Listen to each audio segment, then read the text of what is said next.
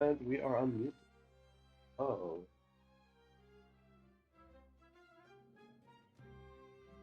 Oh, am I? 2 years! 2 years, apparently. Sorry. Impressive. Ah. Apparently I've been streaming. Or affiliate for 2 years. Thank you so much for the read. Also, yeah, I need to unlock that. Thank you for the recap. Timing as well. Starting back with wait. We weren't affiliate for 1? No, I don't think we were. Oh.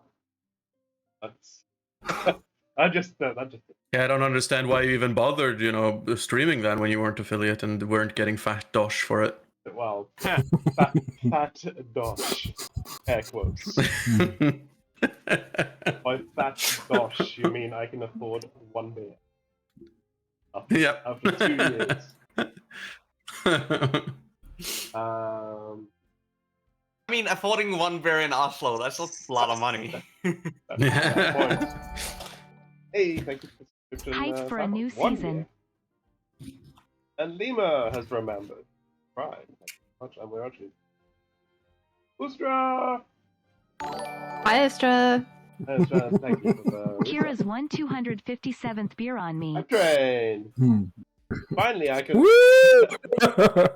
finally I can test if my hype train overlay works, and apparently it does not. I thought I had coded some train over. Oh yeah, there it is. There it came. Ah, look. Train! It was just a bit delayed. That's automatic. My overlay. Nice. Yeah, hype train. We are playing Direwolf, and we are back with season 2. We have had a little in Winter Harbor. Boots going. Alistair is louder than me. Turn down the. There you go. Maybe be better. I guess Testing, we'll find testing. out. Testing 1, 2, 3. Yeah, you are louder. There you go. Now we should roughly equal. Oh, I knew there was something I forgot. My microphone wasn't even in front of me. Oh, you had a wrong mic? Yeah, wrong mic. Oh. Because the mic I'm using for my players is separate from the one I'm using on the stream. Nice. So you're saying we get the bad mic? You get the no, you get the one mic. You get the mic I don't need to remember because it's on my headset. Anyway, before we do start, I will just quickly give a heads up. I have had a bit of a cold, so if I spontaneously need to go blow my nose off cam, that's why. But I should be fine. I've popped myself up with Dr. Martin's greatest M-sip. So, without further ado, let's get into this. No roll combat by. Shush. A lot of things have changed since last season. Season 1 was 3 years ago. So, without needing to go into too much details, who from season 1 preferably, or maybe actually it would be best if it is you, because you saw it all recently. But so I haven't caught up on the last 5 episodes. No. But I would like a very brief recap of season 1. No need to go into the nitty-gritty details like, oh, you went to a club and met a girl there, because that nobody in the world cares about this. What I want is a recap of the major event. Who wants to do it? I can do it. Go ahead. Okay, so Direwolf is an organization mainly based in England that takes care of the supernatural and makes sure to keep the veil hidden so that normal people, the non-supernatural people, will not find out about it and that there will not be chaos.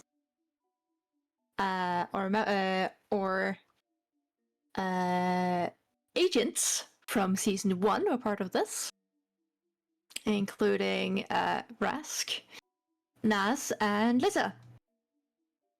They went on missions and started uncovering a bigger plot involving gods, vampires, reincarnation, and zombies. Turns out one of the characters, Lisa, is a reincarnation of a avatar of the goddess Sekhmet that was used in a ritual by a Kentimentiu, which was a high priest of Egypt several millennia ago, and he turned himself into a lich. That became a problem in current world. We also had Nas, the Tabaxi, and heir to the Tabaxi line, who was also direct descendant of the Lissa's original self. And Rask, who turned out was the son of a god that was hidden in the Feywild. Together, they ended up finding and destroying Kentimentius, what are they called? The urn things he uses to keep himself. I forget. Phylacteries. Synoptic jars, specifically. Yes. And together with that and other help of other people, we not only saved the Shadowfell and removed a curse of an entire realm, we also ended up defeating Kentimentiu at the cost of some major ley line disturbances. As well as, and in the end, we had Nas move on to create the Strays, Vrask move on to create the, what were they called, Kingmakers? Yeah. Yes. And Lissa ascended back, regained her divinity as an avatar, and moved on to help her goddess Sekhmet. I think that's an okay. Very good. Also, I found out I couldn't turn off the hype overlay, so I had to quickly restart my overlay while we were talking. But very good, Oh, okay. very good summary. Congratulations on your emotes, Hi, everyone. Jersey. Thank you for the bits. And or whoever, what? I don't know. I was yeah. Hi Jersey, welcome in, and thank you very much for the recap, Paul.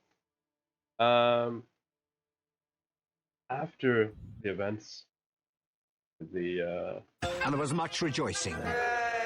big stopping Kentimentiu in Uxmal, which is in South America.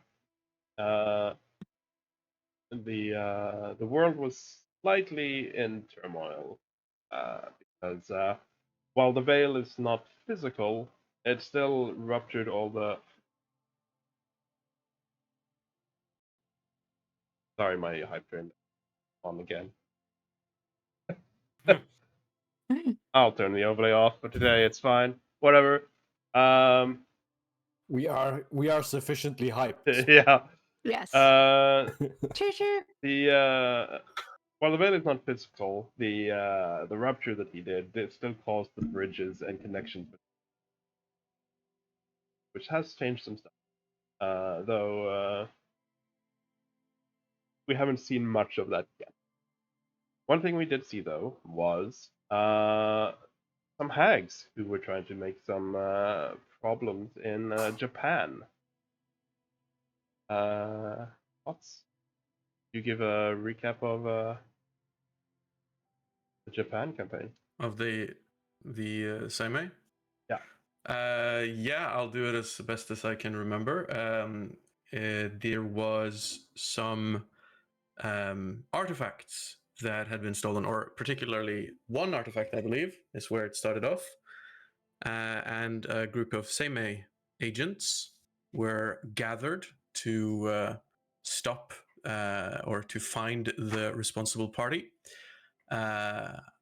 I don't remember all of the names, so the other players can perhaps assist me here. But at least there was Bamuru, the ex-MMA fighter, who had been killed and resurrected by what was the character's name again? The Amateurs?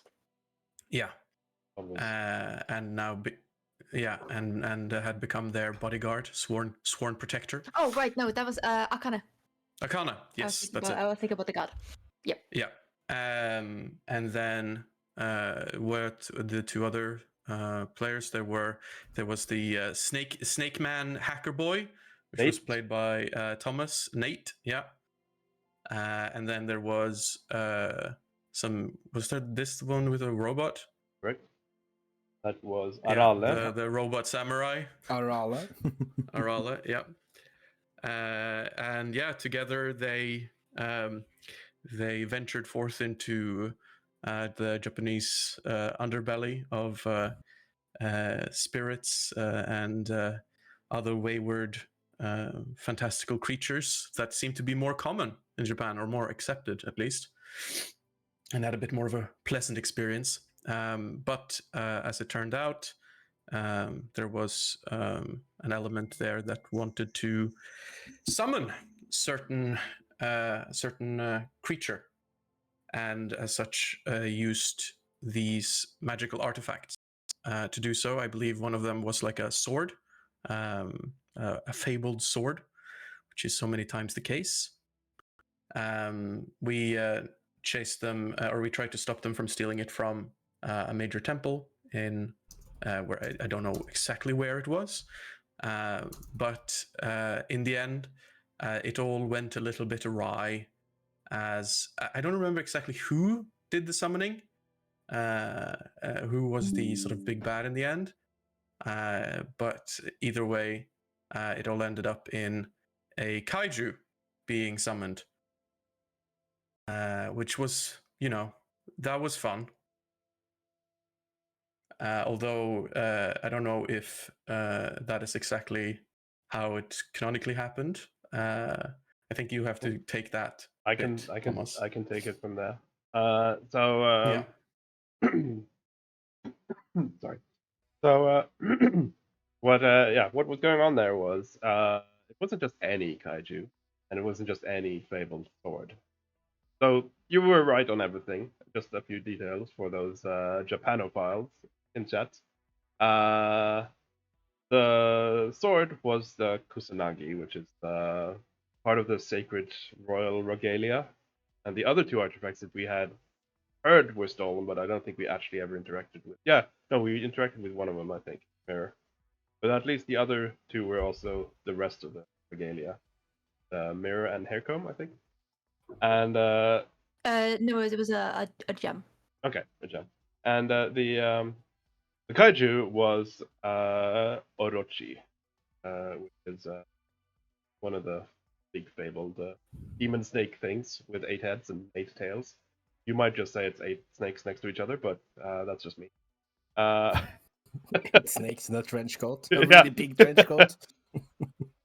So it's also part of what Naruto is based on. Is any of those animals, or rather, not based, but Naruto takes a lot of inspiration from this fable, among others. Also, just a fun note here. I knew nothing of the story except we were in Japan, and I had made a snake guy whose nickname was Orochi, and who, when I could use my warlock powers to summon a bike, since we established that we can summon vehicles in season 1, I of course wanted to, because he was a nerd, I wanted to summon the bike from Akira, and the closest thing I found was the bike in like I found a cool picture of the bike in Cyberpunk, which is based on the bike in Akira, and I used that instead, and that is of course called the Kusanagi. So I had nothing to do with the story, but I had all the names myself, which was, That was so fun. I know, it was a bit confusing and awkward for him, considering people started looking at him like he was the bad guy, but it was fun. So that was what happened there, and yes, was summoned. Orochi was summoned. But before I reveal what happened, now, Babcock, you already know. I told you personally. But I want the characters who might know this to give me a roll. See how much I will reveal. There is no specific history in Pathfinder, but It's society normally. yeah, it's society. So I will let Rai. Of course, you are Japanese. You would be allowed. Kaito would be allowed, and Zara, you are already kind of connected to the Direwolf Society, so I will let you roll as well. Can we roll religion instead? You can roll religion instead. Is Jap. Public or blind? Public is fine. I'll just read it.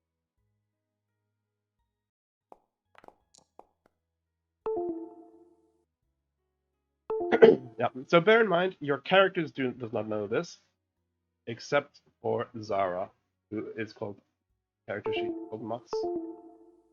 I saw it in the roles, or maybe you haven't selected your character. The bottom left. Oh no, I have. It says Mats. That's weird. Anyway, Yeah. it actually says Mats played by Alistair, which is concerning, my What the friend. fuck? That is That's- concerning. Wait, it's the other way around, I promise. Sure. It could be the token. You might need to go into the prototype token of your character. All right, yep. That's it, yep. So yeah, Zara is the only one who actually knows this. Though I would say, because of your background, Kaito, you have an inkling. You probably heard some rumors, and you might know some stuff, but you've never got it confirmed because you're not high enough up, basically. And I have no fucking clue. Yep, you don't know anything, and neither does Trike. So what happened afterwards was a code red worldwide emergency. Can't have a kaiju walking around. So all the different agencies of the world, there are multiple agencies, not just Direwolf, were contacted and asked to send reinforcements, and a huge battle went down where Orochi was released.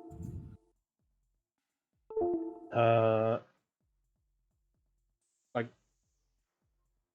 who was involved specifically, you don't know, though they were big players involved.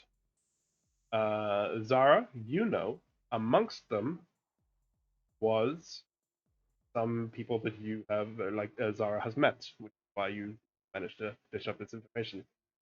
You know that Argyle, Commander Argyle, and Penny, the dragon, were at the fight. Mhm. They were involved Damn. firsthand.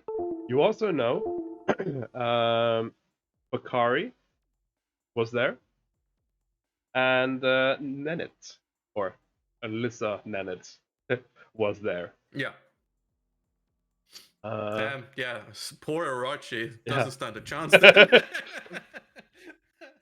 Well, then you're That's an fighting a overpowered kaiju. fight. Avengers! Avengers Yeah. assemble! You- There's a god there. Angry. There's a person who transforms. yeah. Puny I god. think Sarah's interest was like, oh, there was a big fight with a lot of big players. Was a certain someone involved in that, perhaps? You know, that's why she was interested. Is like, oh, is he back? Was that him? No.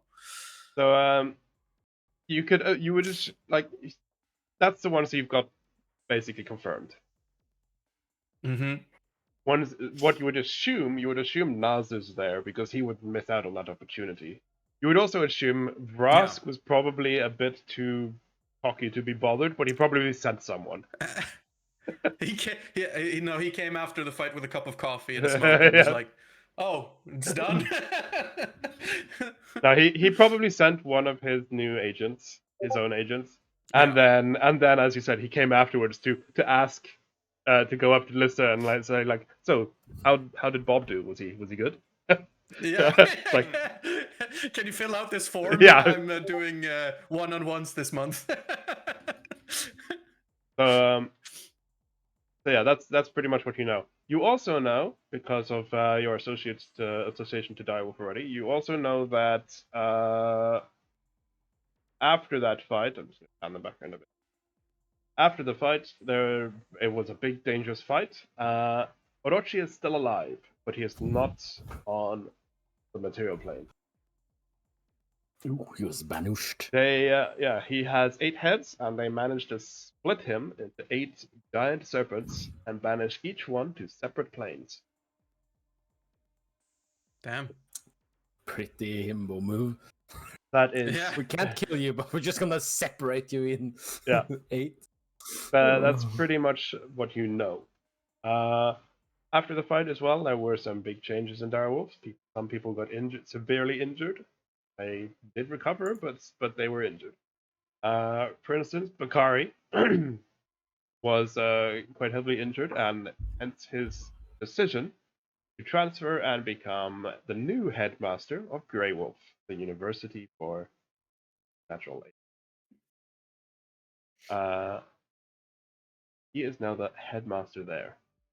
There were some other big changes, but they happened a bit later, and so you are not as aware of them as you have been off doing your own things. So, let us get into the actual session 0. That's done. Sorry, one last thing. There were some other spin-off campaigns as well, though they technically happened before Season 1. I will explain them briefly. We have played them. We had a venture into the mountains of Norway, where a group of agents and associates stopped a rogue frost giant from opening portals and spreading mayhem, basically. He had then, therefore, broken a frost giant treaty and caused something we have called on our own wiki the Justedal incident, which caused a slight, was it an avalanche or earthquake or something in Norway? But otherwise, otherwise not too much of a repercussion. Though it did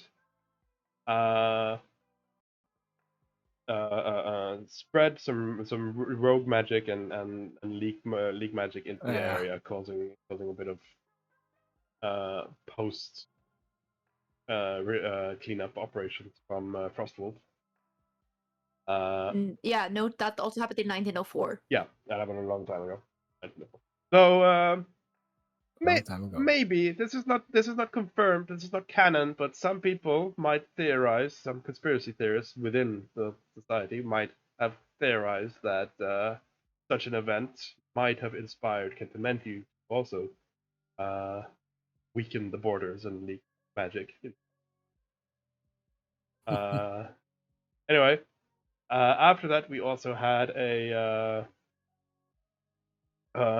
spin-off that happened in Oslo, in Norway, where a group of this was after Season 1, wasn't it? Or was it mid-season? Like timeline was. There was at least a group of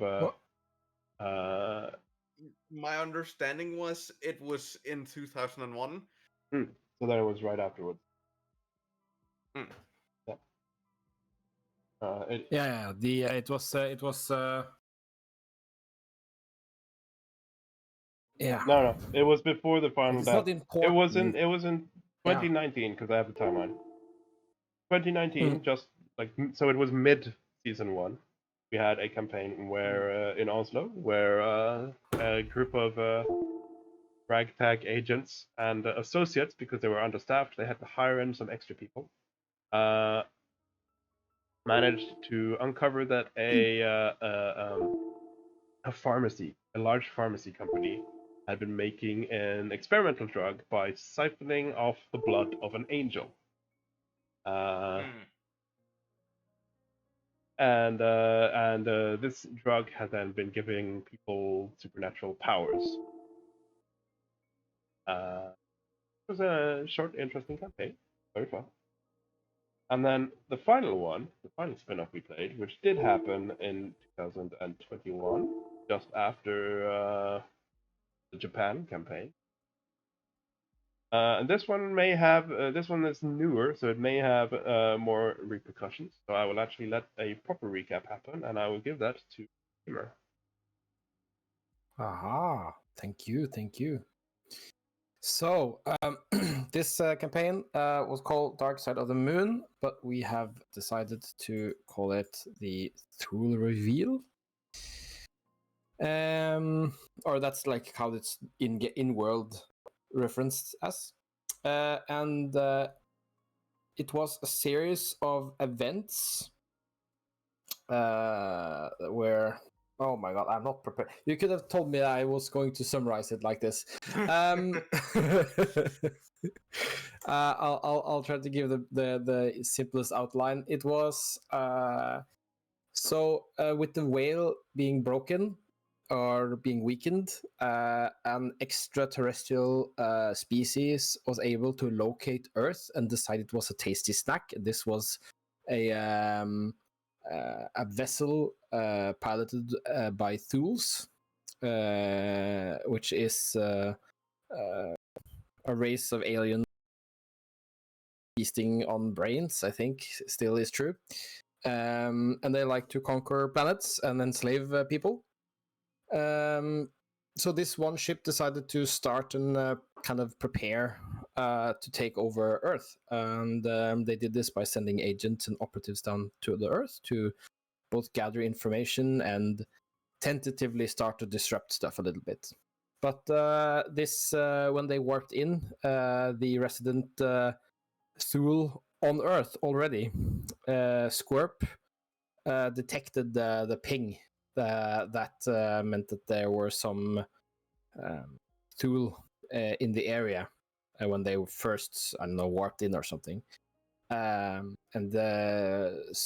Direwolf were able to put some agents on the case, and the ping was traced to a small village in southern Britain called Whittypool, where an entire village had been more or less brainwashed and were hosting a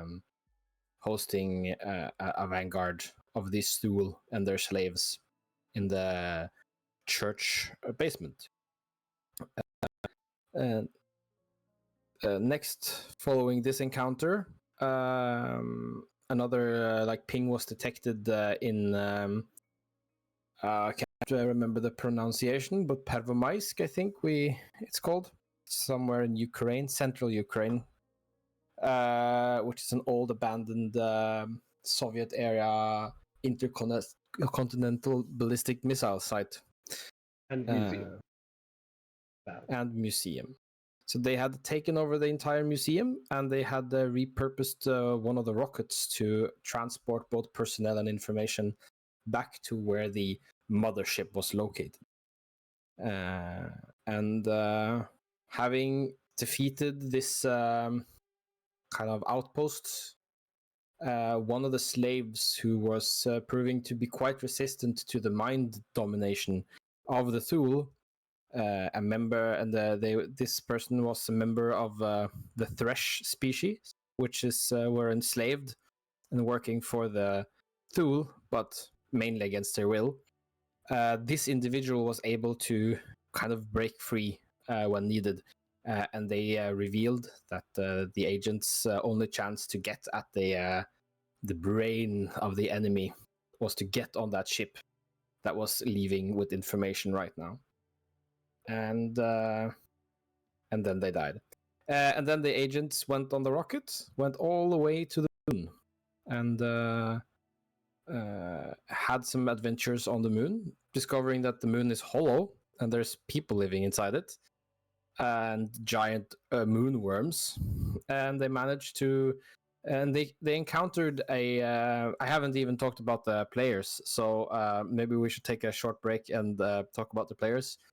So the characters that we were following during these events were an agent called Ensomi, it's a shapeshifter. Alex Wright, who was a sort of a private detective that was working freelance in a way for Direwolf. There was Andrei Novak, which was a former astronaut engineer who died, was influenced by cosmic energy, and then seemed unable to stay dead. And they had an echo of themselves running around. It's kind of cool character. And Iris Salinara, who was also an astronaut, had been on the same trip that Andre had been, and had also been infused with cosmic energies, I believe. And they had mushroom powers. I'm simplifying heavily here. For more information, I implore you to look up these characters on the Direwolf wiki. But Or watch on the stream log. yes, unfortunately, on the way to the moon, because that's where the rocket was heading. Andre, whose soul already had a very tentative hold in his body, was more seemingly permanently ejected from his body. A bit unclear on the circumstances right now. And so they were one agent down, but luckily for them, they met an ally on the moon in the shape of Lore, which was a Majriti archivist android who was on the moon, and he was been there for 50,000 years or so, a really long ass time. And the majority being sworn enemies of the Thule, they elected to join Direwolf agent operatives in trying to take them down. And as you might guess, they were successful in the end, finding the mothership of the Thule, who was had hidden himself in a deep, giant Earth-Moon tunnel crater under the surface of the moon, where they found even more slaves and a bunch of Thule themselves. They were able to defeat them, bring down the Central Intelligence ruling this ship, and by using a teleportation circle that was being enhanced by Thule technology in the ship, was able to transport themselves back to Earth, or off Earth in the case of Ensomi, I believe. Yeah. Is there anything I missed that you guys would like to add?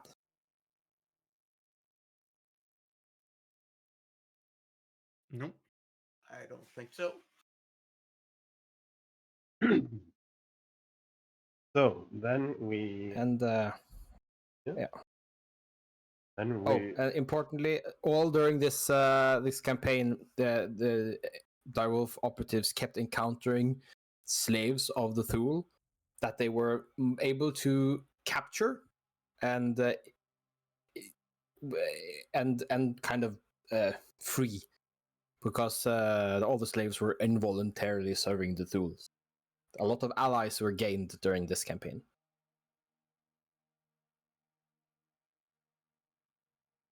So yeah, with that, we will move on to season 2. Now, we start this off by introducing our first character. Probably a better way to say it. In a shrine, and meets a young gentleman in a suit, a poke. explain Kaito. Yes. Okay. Can we show a bigger picture of his art? Oh, nice. Yes. So this is Kaito, and he is wearing like a Western style suit with a vest, very much like it's not a cosplay. It's like very much a proper suit, but it's a bit more fancy than what like a person from England would normally wear. He has dark hair with like a strand of white hair in it, and it generally looks like someone that prefers to take care of himself. As you guys can see, there is also another form to him, because he is indeed a kitsune. That's what he looks like. Yeah. Is there anything else you want me to explain to him? Yep. So he is currently set in a shrine in Japan, waiting for someone to like. He's been asked to meet someone. Why would Kaito be waiting in a shrine though? It would be waiting in a shrine because he has basically grown up there. Not in a sense of that he lives in the shrine itself, but as he comes from a family of kitsune that has been integrated into the area, and this is in Matsue Shimane Prefecture in Japan, which is in the western part of Japan. And I assume this is the Yaigaki Shrine, which is where he has been tutored and trained, because as again he is a kitsune and he's not a human. So while he has grown up in mostly a human society, he has gained a lot of his education through the shrine. And I assume this is also the shrine where his master is a Shinto priest.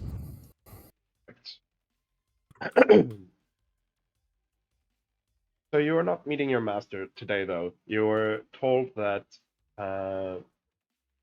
because you are aware of the supernatural world, and so you know who Seimei is, or Seimei Keiretsu, which is the Japanese subsidiary of Direwolf. They used to be a separate entity, but after World War II, they merged and became a subsidiary of Direwolf.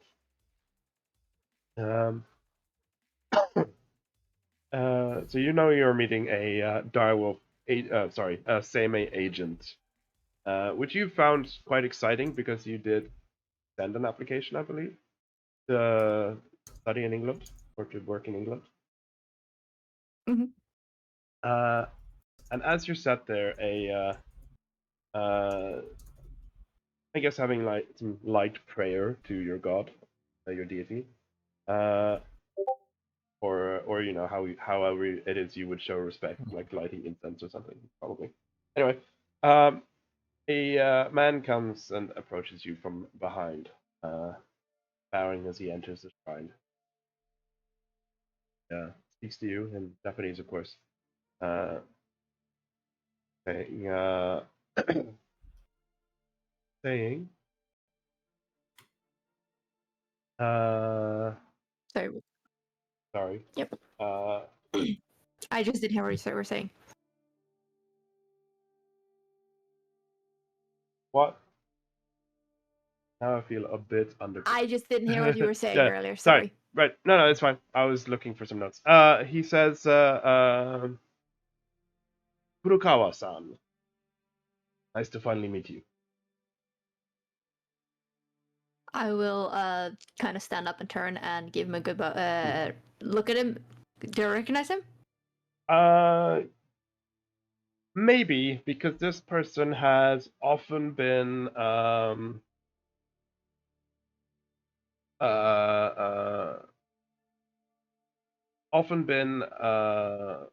like a front figure almost, or like a representative of Seimei. He is Okay. I will. I'll very quickly see because I don't have splash screens for them, but I do have. If I can find it. Yeah, luckily I named them all after, like I actually renamed all the pictures. Useful. Bear in mind this is an AI generated image, but here is the man who you meet. Nice. I will Good. give him a good bow, like a bow of like greeting. Yep. And yeah, he introduces himself as Honda.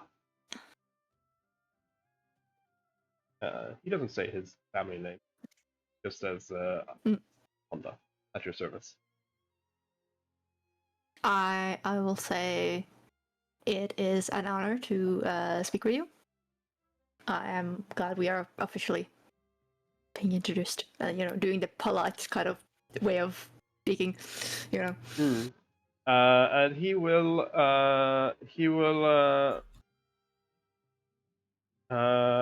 basically tell you that your application has been approved, and our mutual friends in the United Kingdom will be expecting you in 1 week's time.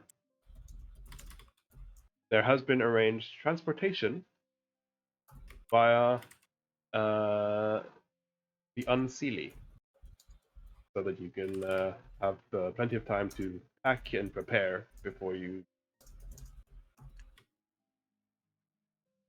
So you are because you are very much on the spiritual side, but how much would you know, do you think, about Fae or yokai in your case? I would know a decent amount of like yokai and stuff, but mostly how they interact on Earth. Yeah. So like very much like how are they in the forest here? How are they in a mountain here? How are they like as kami and in the trees? He does not know. He's aware of stuff in the Feywild, but I don't think he would be like very aware of like too much about the courts or things like that. Like he would be aware it exists, but in more not. I've read a paragraph about it. Yeah, you can. Yeah, so you're aware it exists. Then you are aware of Healy, as he calls it. He would probably be using a Japanese name, though.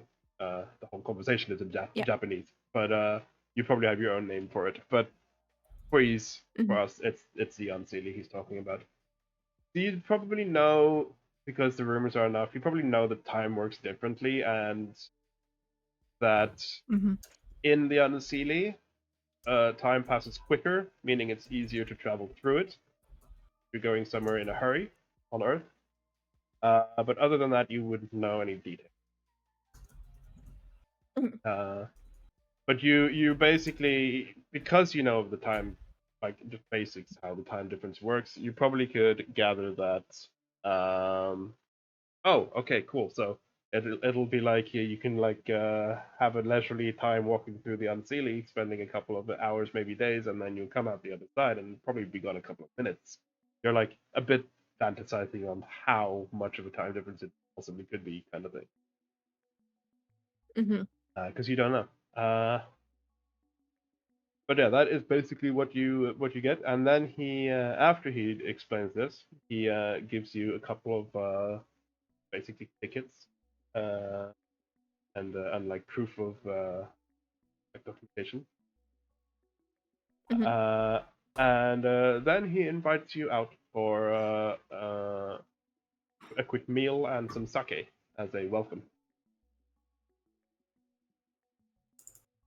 Yay. Kaito looks like kind of giddy in the sense of like he's very excited, but he's trying to hold it in because like you're not supposed to be super but he's clearly very hyped, but he remembers to thank him and probably asks if anyone else is gonna go with him through the Sealy or not, because he has probably I'm not sure if he's ever been in the Sealy. He says there are many, like the transport you will be using is there will be a lot of people. But specifically from Japan to the UK, there are at least, he's not sure the exact number because he's not in charge of all of them. But he has recruited 2 others that will be sharing the journey with you. Mhm.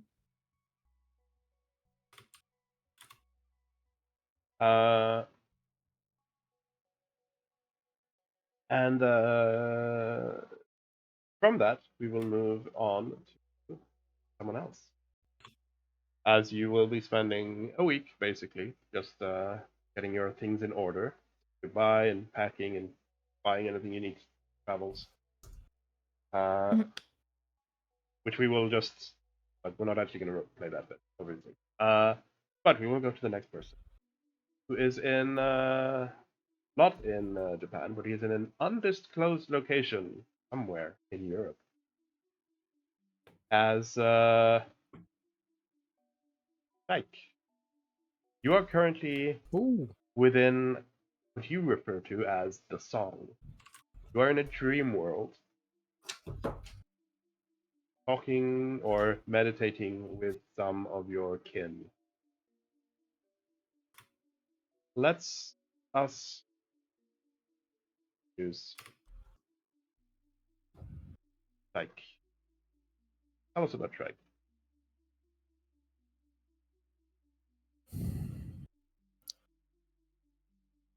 Trike is a thresh, so his skin is pale, shades of blue and gray, and has a moist sheen. His throat is gnawed because he has gills, which lets him breathe in aquatic environments. And his body is scarred. Some of it is ornamental, and some of it is from old wounds. He is a thresh, which is one of the slave races or species that were brought to Earth under Thule domination and was freed by Direwolf. He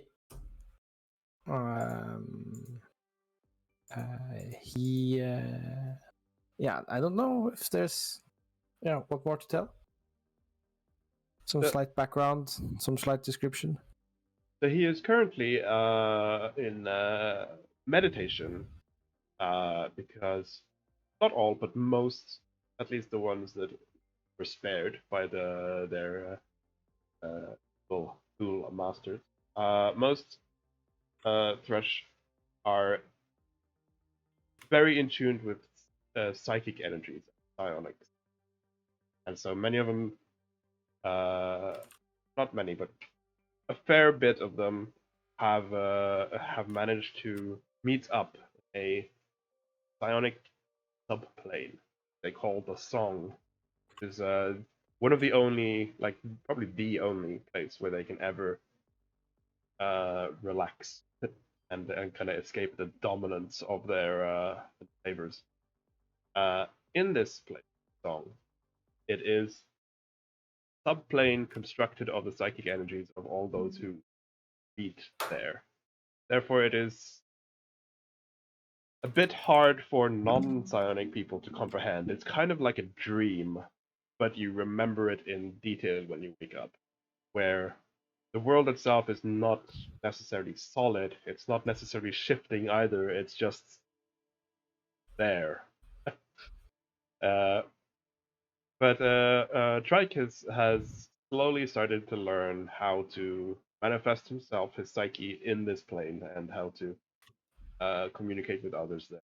And he is currently there meditating with several other Thresh, including his the closest thing he would call a mentor, who is the person who taught him how to get here in the first place. Another slave by the Thule by the name of Flashgreen.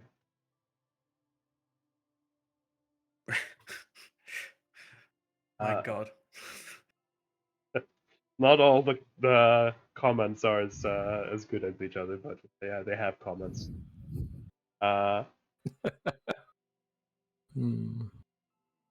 So Tazine is basically, you're still quite new to the song this playing. So she's basically trying to, like, as you're meditating and keeping your psychic self solid and there, she's trying to like distract you and annoy you, uh, to like steal your will. Because every time she like sneaks up behind you and whispers something really annoying, your body kind of dissolves slightly as you like try to focus and keep yourself there. They're still quite new to the psychic play. Uh, she is as far as your like the thresh culture has been subdued by the Thule so many generations, such a long time that very little of it remains. In fact, 99% of what does remain is how you think the culture was, or how those who can access the song think the culture was. By like stories slowly like passed down through inhabitants or those who can visit the song. Over generations, it might have been warped, right? Uh, so the what culture you do learn, how those who are currently in it believe it was, or how they've been told it was. Uh, but there is one thing that you have always thought was interesting. That is Tazian's armor. Because Tazian's armor, you have met her in real life, like as slaves to the Thule, and you, while you are dominated that whole time, you mostly remember your own thoughts when you are dominated. Told, still remember like all your experiences, and you remember that her armor in the real world is very different. You often manifest yourself as how you look in whatever armor your masters have put you in. But her armor is strictly unique. Her appearance in the song. Outside the song, she wears a normal spacesuit armor that the Thule have put on her, but here in the song, like the and that is the one thing that is kind of annoying you and stopping you from fully going into trance mode and meditating. Is that you just specifically today you can't stop thinking about why is her armor like that? Do you want to ask her or still continue trying to meditate? Well, we're trying to meditate here, so I think as she's trying to distract him, I think he, still being not so proficient in all things he might be proficient in, his concentration will break.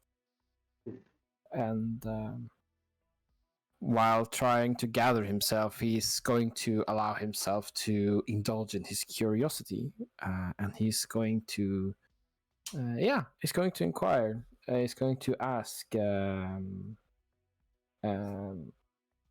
about. I always meant to ask, where is that armor from? She kind of walks or floats or uncertain. She moves around you in a gracefulness that can only be imagined as not normal. Which can only be imagined. Yeah, yeah, which can only be imagined. And comes in front of you and says that this armor. So she kind of lifts her arms and looks at it. This armor was worn by the one before me. I stand in front of you now, the one who taught me. He was far older than I am. you know that she is quite old for a Thule slave. She is survived surprisingly long, but she claims that her master, even older, as she says, he was there on our home world, and he held this memory so strong. He his armor was him. When he taught me the song, he instilled upon me the importance of our to keep it, not as memory to be cherished, but as our very soul. We fought together before you were enslaved, before you were born. We fought together. For many years, he imparted upon me the importance of armor. Over time, I began to will it as my own. When he passed, I donned it. Now I, the one who introduces one such as you to the song. Perhaps I will tell you more of it for the wars. But for now, you are starting to disappear. What? As you kind of look down and like you can see straight through your hand. You're starting to wake up. And you try to meditate again and solidify yourself, but seem to have a difficulty in solidifying. And then when you look up again, you know she's gone. Not only is she gone, but everyone is gone. All the other two meditating are gone. You look around, you're fairly certain you're still in the song, but there's no one else here, which is a bit strange. Like, the only thing you can imagine is if they were woken up from their slumber by your masters, but this group of people in the song are not from the same squad. You don't have the same commanders. You're not even on the same ship. You're a collection of Thule who grew up together in a colony or a creche or call it what you will. It's a Cluster. It's a group of thrush that were dominated as children and then raised together in the same kind of kindergarten/combat school. I'm not sure how evil, sadistic, dominating squid people raise their baby hostages, but they were raised together somehow and formed this cluster of sentience in a psychic plane. So they are not necessarily from your ship, but so it seems illogical to you that their masters all woke them up at the same time, considering they're opposite ends of the galaxy. But they're all gone, except you.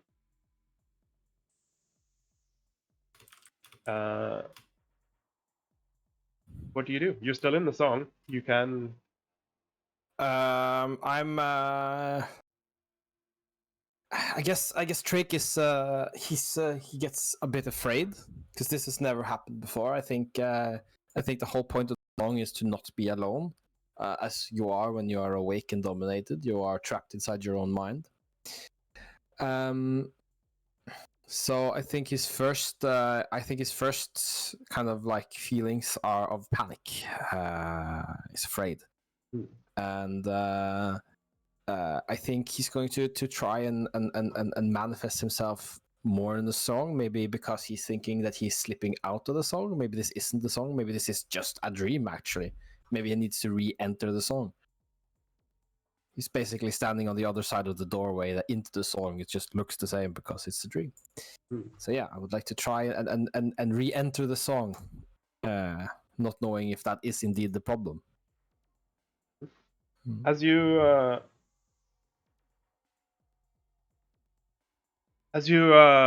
do try and re-enter the song, yeah, it kind of shifts a bit. It's like someone sending ripples or vibrations through the ground, the walls, everything just like ripples and shakes a bit, which is kind of normal. That's kind of how the transition is for your sight, going from real to song. Very often it's kind of like this, and as you like do this and try and re-enter and then look up again, you notice that it's still the same. Walls and floor, everything's the same. But you do see one person now as you look around a bit more. You see one person who is what can only be explained as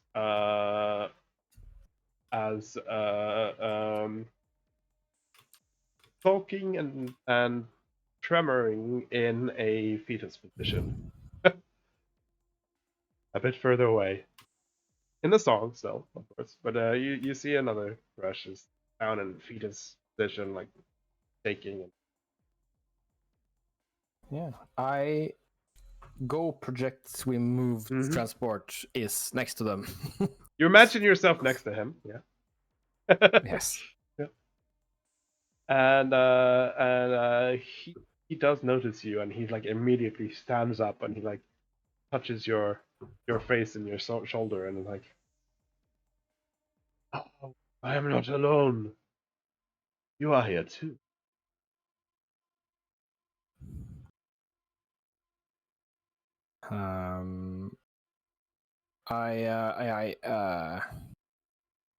I touched the shoulder back, Mm. and Drake says, where is everyone else? Everyone was here, and then they were gone, and then just you." There was he looked sad and he let go, and there was another war. We were all, well, you were put into stasis. We were all put into stasis, but while you were out, a lot of us perished. We are dead. For you, it must have seemed like an instant, but we're in stasis. For me, I was woken up early from the stasis, and they all died, one after the other.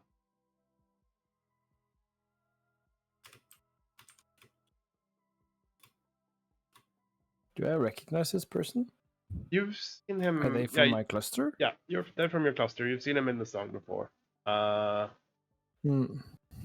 You know, he was quite young for a Threshi soldier.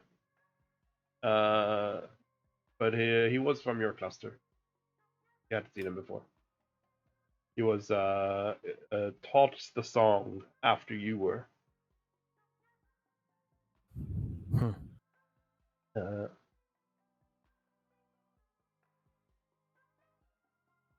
He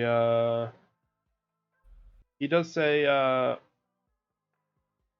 as you kind of notice, you're starting to fade against your will. You're pretty like determined to.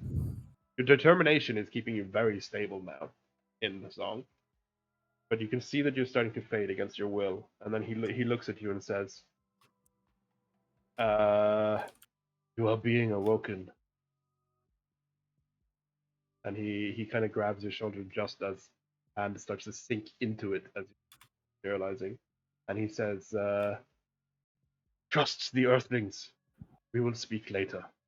As you wake up, coming out of a pod of sorts, you've seen them before. The Thule, yeah, the Thule pods which keep you in stasis. Kind of like Yeah.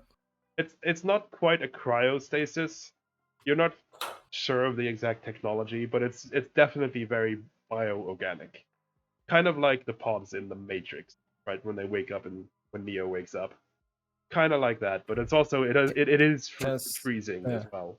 But To suggest add stick some gems on there as well, and Yeah. then your picture is complete. yeah. As you wake up and you see an alien creature, not too different from you. It has 2 eyes and a mouth Probably and gross, and a right? nose. Yeah, but it has this sickly pink flesh and fur only on the top of its head. Like, what the hell? As you see a human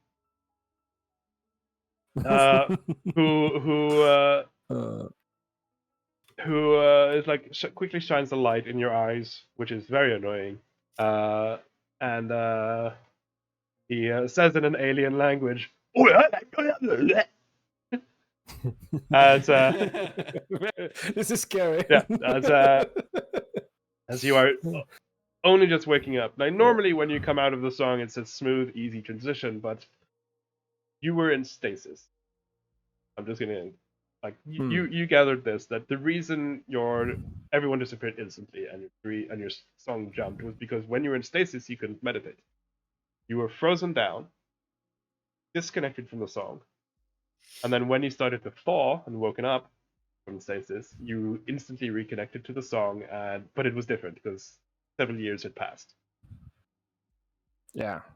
I was like a radio tuned on a frequency, and then somebody just turned me off. Yeah. And now they turned me on. Yeah. Yeah. And now you've been pulled out of stasis, so your body, you can feel it's weak. It's been nourished, but it hasn't been used in a while. You've heard of these stasis pods. You know how they work. You've probably been in them before, but not this long, which is unusual because you know the Thule, despite being sadistic savers, they want to keep their soldiers healthy and strong. You know that they have a protocol to never keep the soldiers in stasis for too long. They pull them out, give them exercise, food, training, maybe even put them in battles against each other just for fun. And then they put them back into stasis. This is the usual practice. However, you can feel on your body that you've been in stasis far too long. As the creature in front of you moves on to more pods.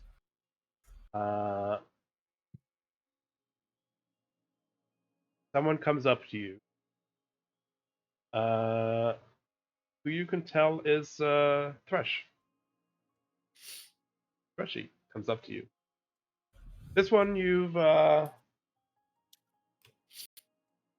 he is not from your cluster, but you have seen him before. You know him as from your ship. The Thule. He is a fellow soldier, but he's not in your cluster. In your song. And he comes up and says to you then in I guess in Thule he speaks to you as you only really speak Threshy with your own cluster in your song. So he speaks to you in Thule as he says, "Do not panic. Are you awake?" And you know the way he forms it, asking a person who is looking at him blinking when he asks, "Are you awake?" He knows, you know, he means your psyche. Are you there or are you in the song?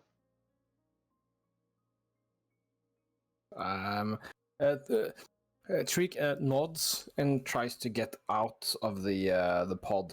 He helps you. He offers his arm and shoulder and helps you get out of the pod.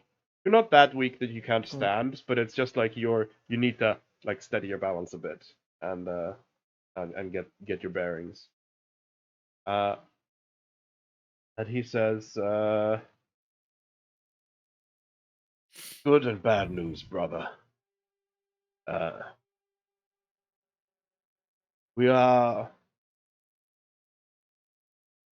on a foreign planet, taken by our masters. Good news, our masters are dead."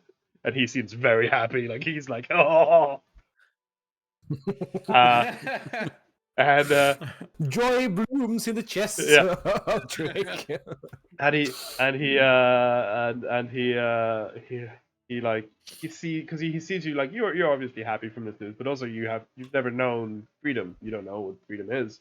You probably don't even know the word freedom. Especially not in Thule, because they probably don't have a word for it.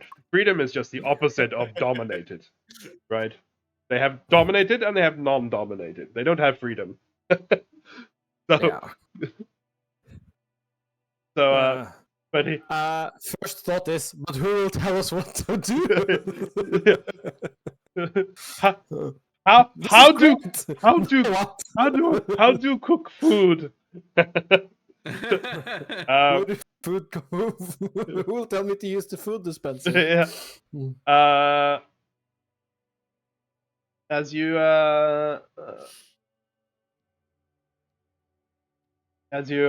slowly like get your bearings, and he like follows you out. He follows you to a. He kind of slowly explains things how. The Thule were infiltrating a planet and trying to attack it, or planning to invade it, but the people on this planet proved stronger, and they have freed or released from dominance the Threshy on the ship. He will tell you that this planet is formed an agreement with the Thule and the Myriti, who is a race you've heard of. You probably haven't met any of them yourself, but you definitely know, because you know most of the Thule war plans are based on Myriti. You don't know the details about it, but heard that.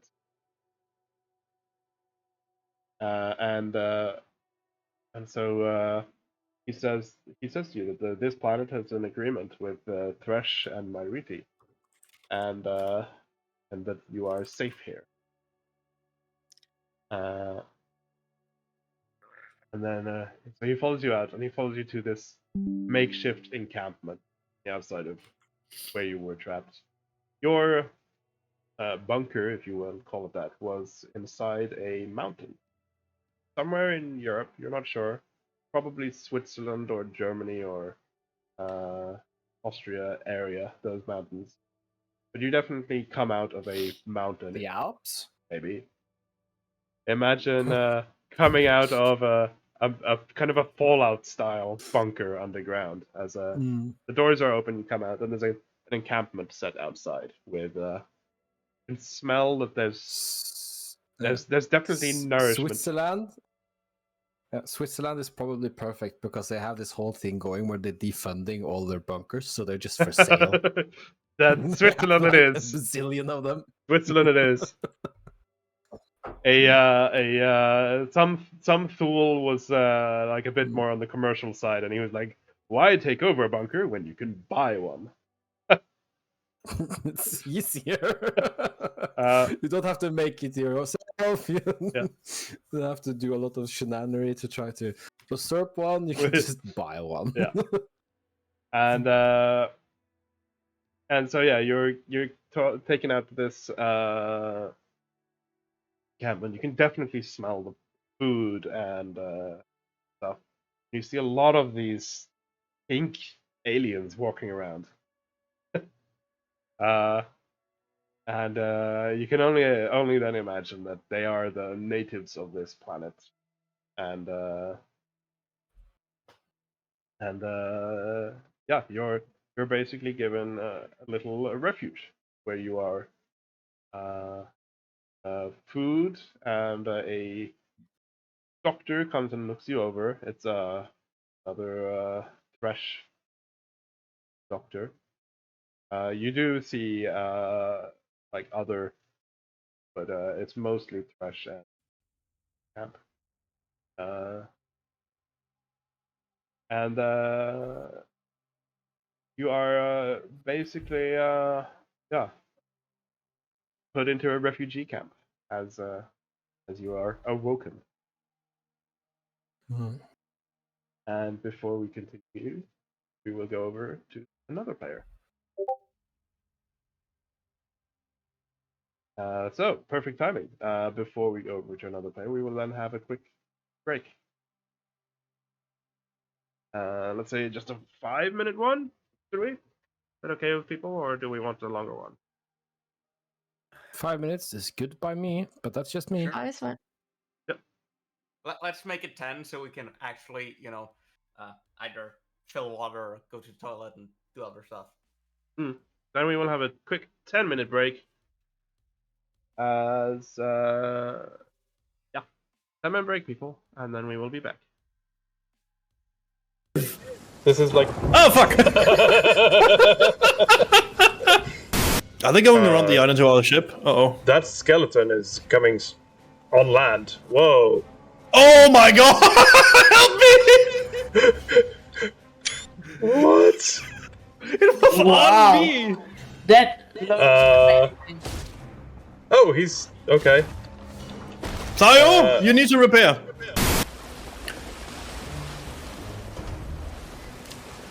Whoa! What happened? I don't fucking know. What happened? I don't know. What happened? I swung around. I'm in a. He rammed us. That was ramming?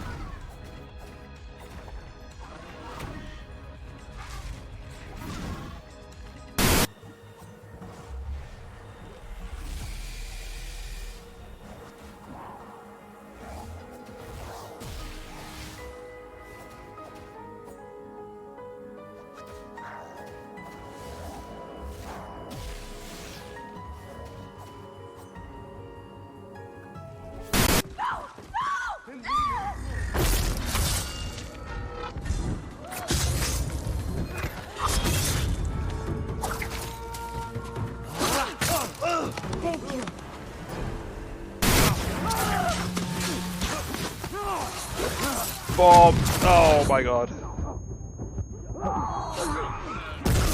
Oh my god. I just got flashbanged to death. What is this? What is going on?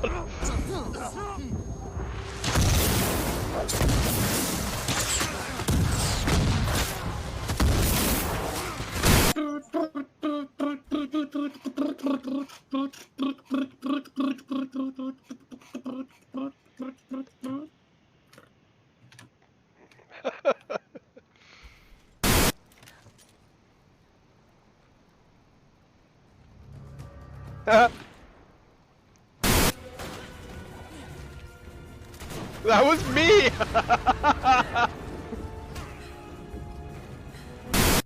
So I'm activating my little bot. What's the range of the bot? 120 feet. What the fuck? Sniper bot much? Yeah. But this is possibly the worst paint job I've ever seen on a piece of Lego. If it even is a paint job. If it's a decal, that's even worse. Let's see if I can focus on this. Because this is...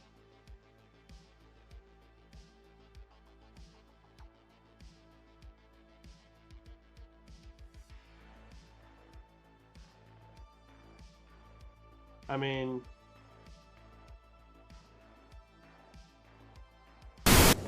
I see you climbing up there.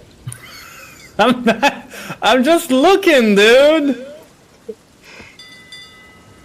Come and get me, Storm, you bitch. Cannot harm me. I'm a pharaoh. I don't even know what rain is. This is like... Oh fuck!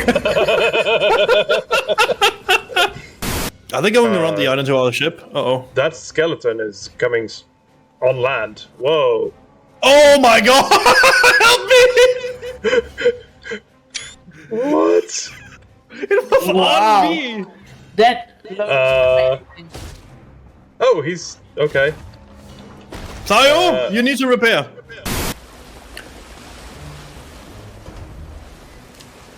Whoa! What happened? I don't fucking know. What happened? I don't know. What happened? I swung around. I'm in a. He rammed us!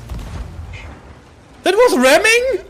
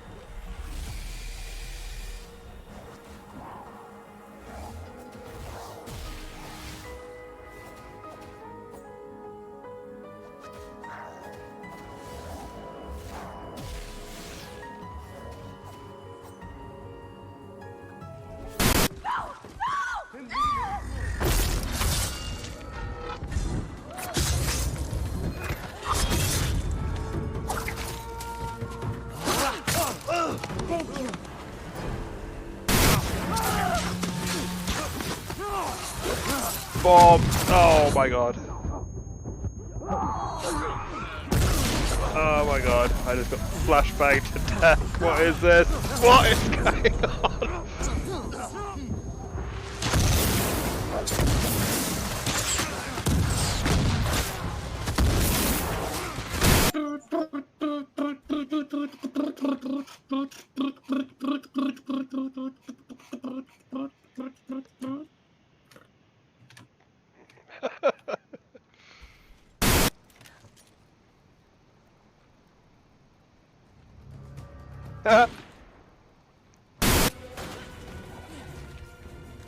That was me!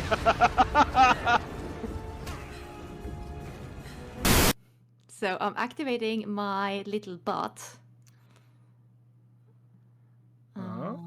What's the range of the bot? 120 feet. What the fuck? Sniper bot much? Yeah. But this is possibly the worst paint job I've ever seen on a piece of Lego. If it even is a paint job. If it's a decal, that's even worse. Let's see if I can focus on this. Because this is...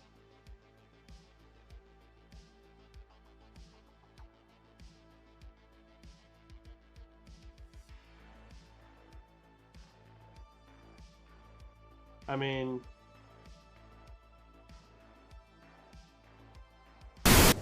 I see you climbing up there. I'm just looking, dude. Come and get me, Storm, you bitch. Cannot harm me. I'm a pharaoh. I don't even know what rain is. This is like... Oh, fuck! Are they going around the island to our ship? Uh-oh. That skeleton is coming on land. Whoa. Oh my god! Help me! What? It was Wow. on me! That. Oh, he's... okay. Sayo, you need to repair.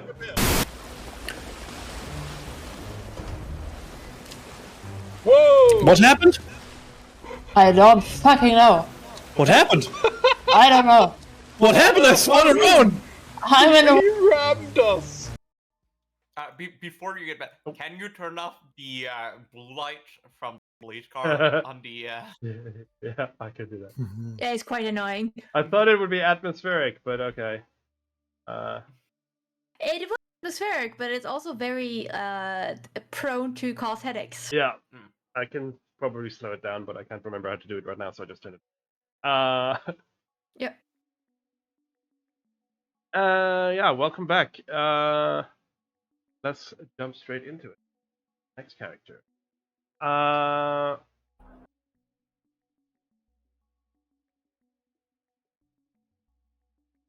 And I'm ready for this. So, Kaito, back to you. You are done packing, and you have just stepped through a portal the unseen, together with Honda, and he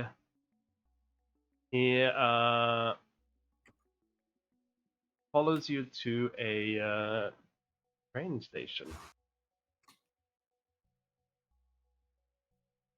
As you look at this train or the station, you can tell that it's fairly new, and it's also not like anything you've seen on the material plane. It's clearly a Fey train line.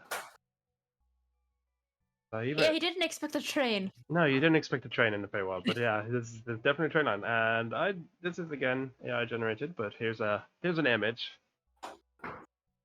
Ooh. As it's Ooh, Welcome to very the fancy. line. as you're on this platform, there's a lot of other commuters here as well waiting. Welcome to Verdant Transport. Verdant is a good name, but no, it's actually called Silver Rails. That's pretty good. Spelt with a Y instead of an I. Silver. As you sat there on the Silver Rail station, and Honda is explaining to you that he won't stay long here, but he'll follow you onto the train, and the train goes all the way to a place, big town called Skydwayham, where you will be meeting a contact will meet you and follow you through the portal back to the material. And the train comes, it stops, and he follows you on. He shows his ID to the conductor, and you offer your ticket. You're led onto the train. Go to your seats, and you sit down next to someone who kind of looks familiar, but you can't place it.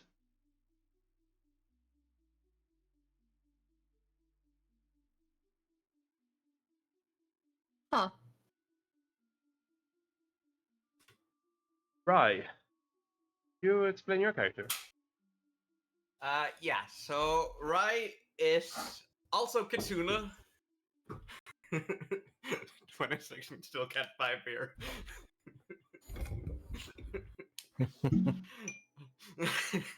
Sorry, I just was not expecting that one. Yeah, Rai is also a Kitsuna, but she is also half elemental, as she has grown up among the elemental plane pockets that borders the material plane and the various other realms. She is a early 20s Japanese woman. She is in loose-fitting streetwear. She's wearing a motorcycle jacket. It's clearly a proper motorcycle jacket, so it's reinforced. There is fall plates, that kind of stuff. She's carrying a very light bag and is wearing some very big that seems like they have a fair amount of sound dampening, but you can still effervesce something that sounds like a fairly aggressive beat from within them. So as this this other passenger comes and sits next to you, right? You recognize him straight away, because you recognize this as one of your distant cousins.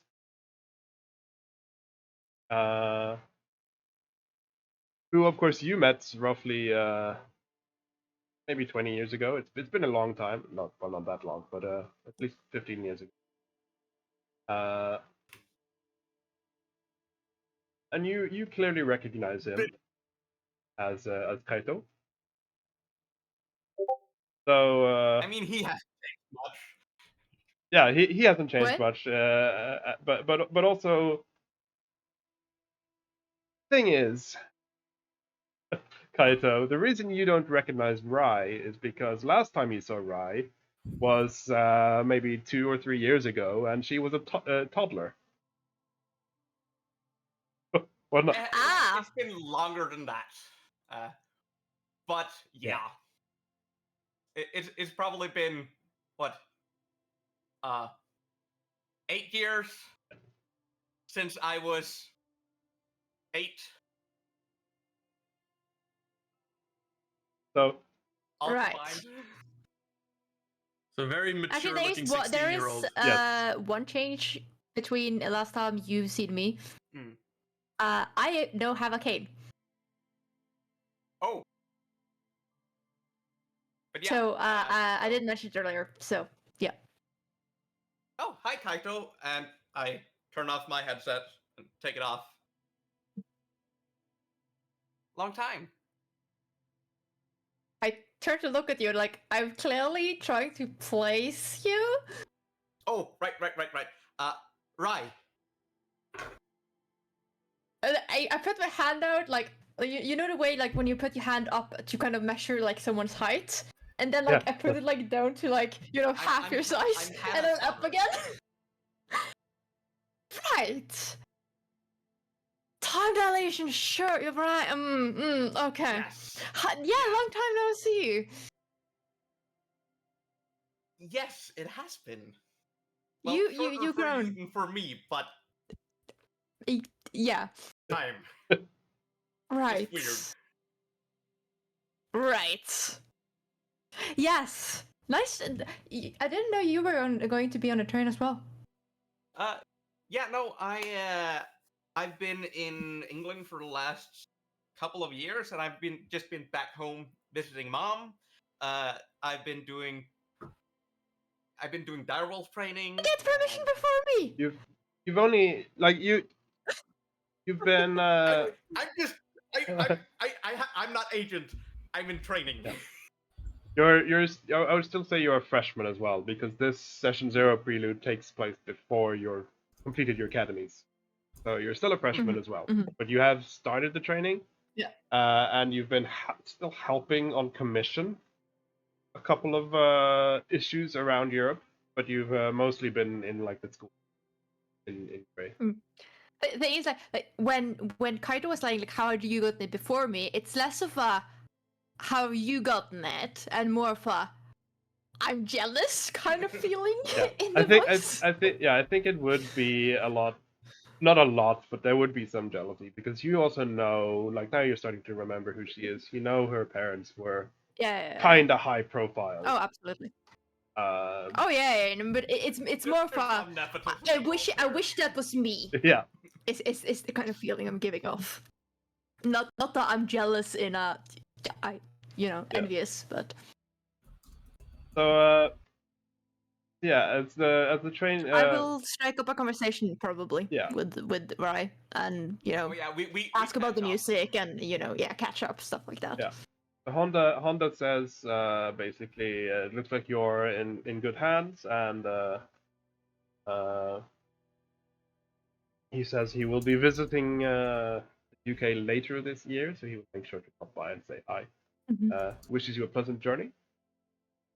I will thank him for all of the help he has provided over the past week. He will give you both a bow and head off the train.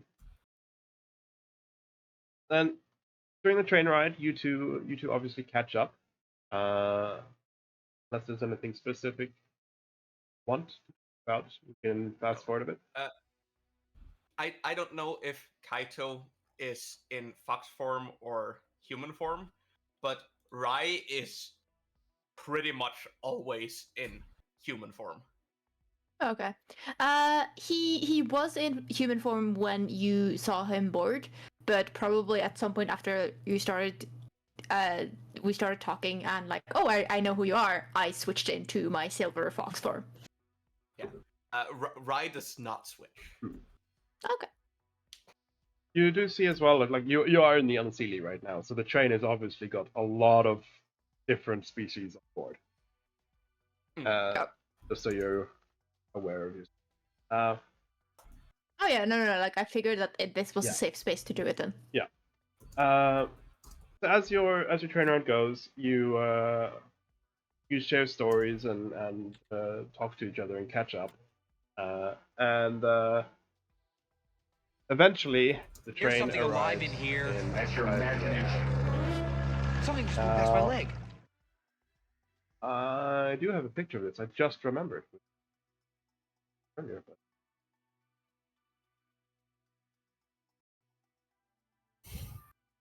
We have a map. yeah, we do have a map, which is 30 years outdated, but we do have a map. You know. Because no, it was. I might not have saved it. Okay, give me a second. Hold on to this.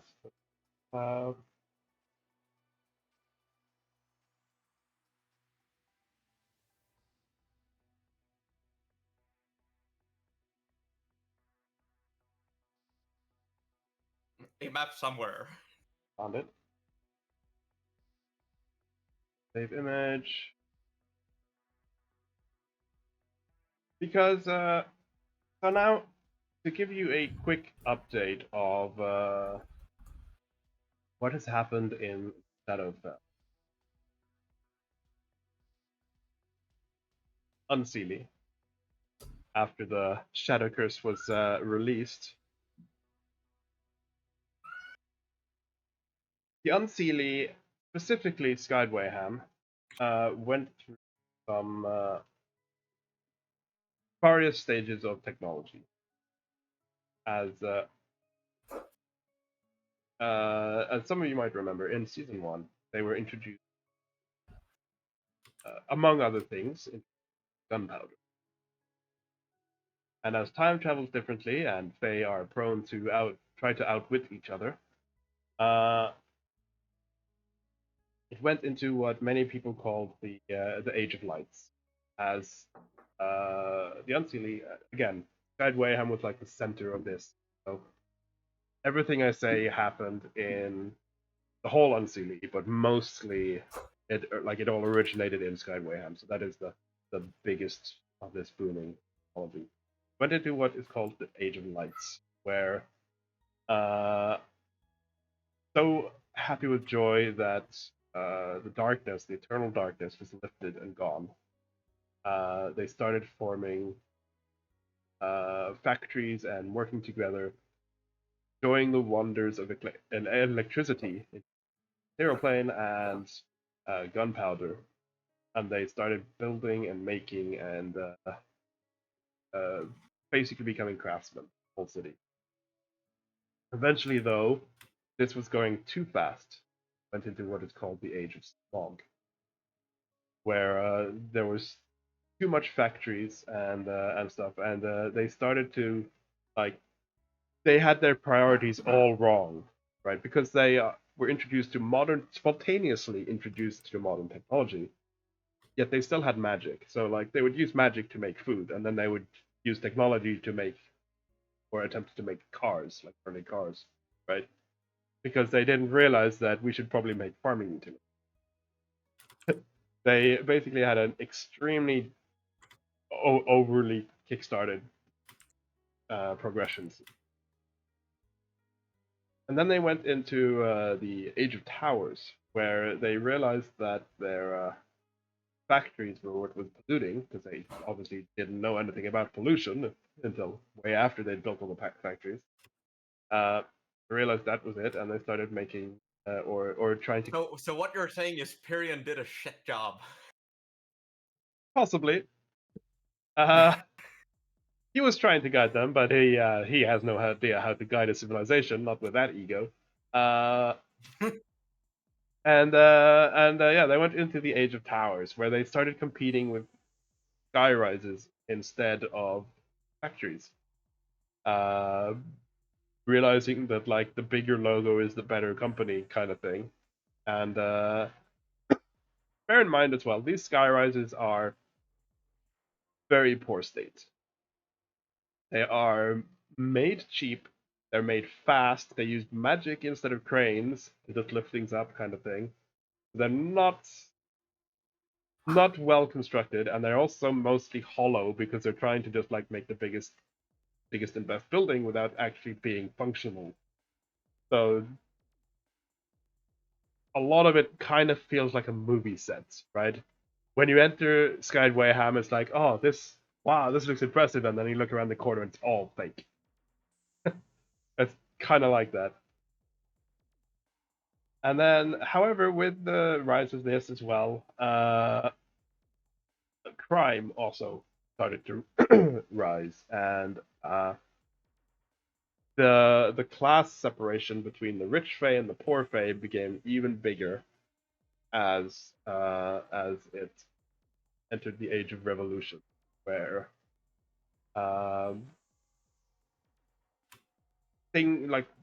rebel factions started to appear. People started to revolt against quote unquote traditions of like competing with tall buildings and stuff. Started to think a bit more for themselves, though they are 20, 30 years too late.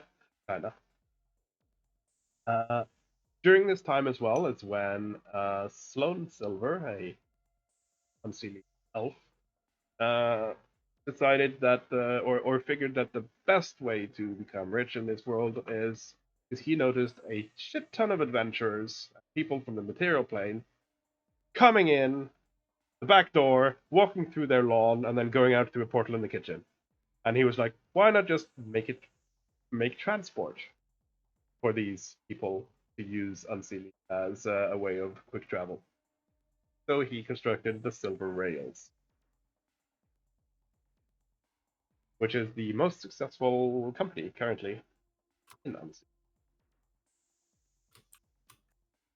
That was a quick introduction to the Unseelie.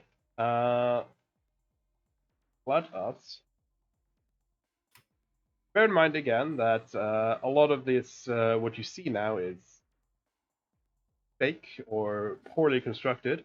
It is simply because these people like to compete, and this is a rough AI picture of Wayham.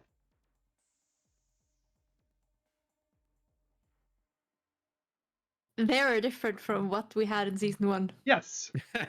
Just a bit. Season 1 had 1 tower. Yep. Still quite dark. Yes. They have a day-night cycle. It's a smog now. Yeah, it's a smog. They do have a day-night cycle though. It's not always day. They missed the good old days of darkness and giant world-destroying monsters, so they If you only knew. blanketed everything. Yeah. So as your train comes into the station and stops, you get off and you see various people there to greet the passengers with like name tags, like the name sign. Sorry. Find their people and they head off, and it ends up that you two are the last two on the station, and there is no one there to greet you. You were specifically told that by Honda that you would be met by someone. You do not see them. Huh. Right, were you supposed to meet the same person as I was? Do you know? I assume so. When you spelled Direwolf, where could they have gone off to? You have a you have like an introduction brochure thing that you were given with your ID pass in like an envelope. You can look it up there if you want. Mm-hmm. Yes. You look it up and you find that you are supposed to be met by a sprite, small fae, by the name of Zara. You do not see any sprites. Zara? But the name of Zara. You do not. Have I met Zara before? No, neither of you have met Zara before. You do not see any sprites on the station, though.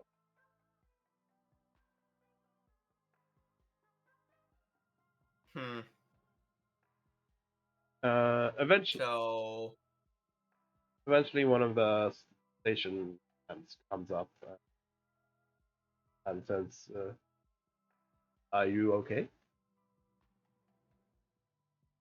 We were supposed to meet someone here, but it doesn't seem like they have arrived. Have you seen a blue sprite? What's the name? I look at things, Sarah. The Zara? Possibly. I'm not sure. Follow me, and he escorts you to the ticket booth, which is near the entrance, and he says to the ticket salesperson, "Have you seen Zara come in here?" The person is, "What? The Zara? Yes, the Zara. Yeah, she was here. I think she cursed that bloody redhead and went off to the tower." And the conductor says to you, "Oh, right. Look," he follows you to the door. He points to a tower, which is just street, and he says, "That tower there is where you want to go. Mayoral Tower. Go there and just take the elevator to the top. That's where she'll be. If anyone asks you, say you're looking for Zara." Okay. And then he walks off. Thank you for your help. Yeah, he walks off before you manage oh. to thank him. He doesn't care. I shall look at my. Sounds good. Start walking. Hey! Okay. I follow.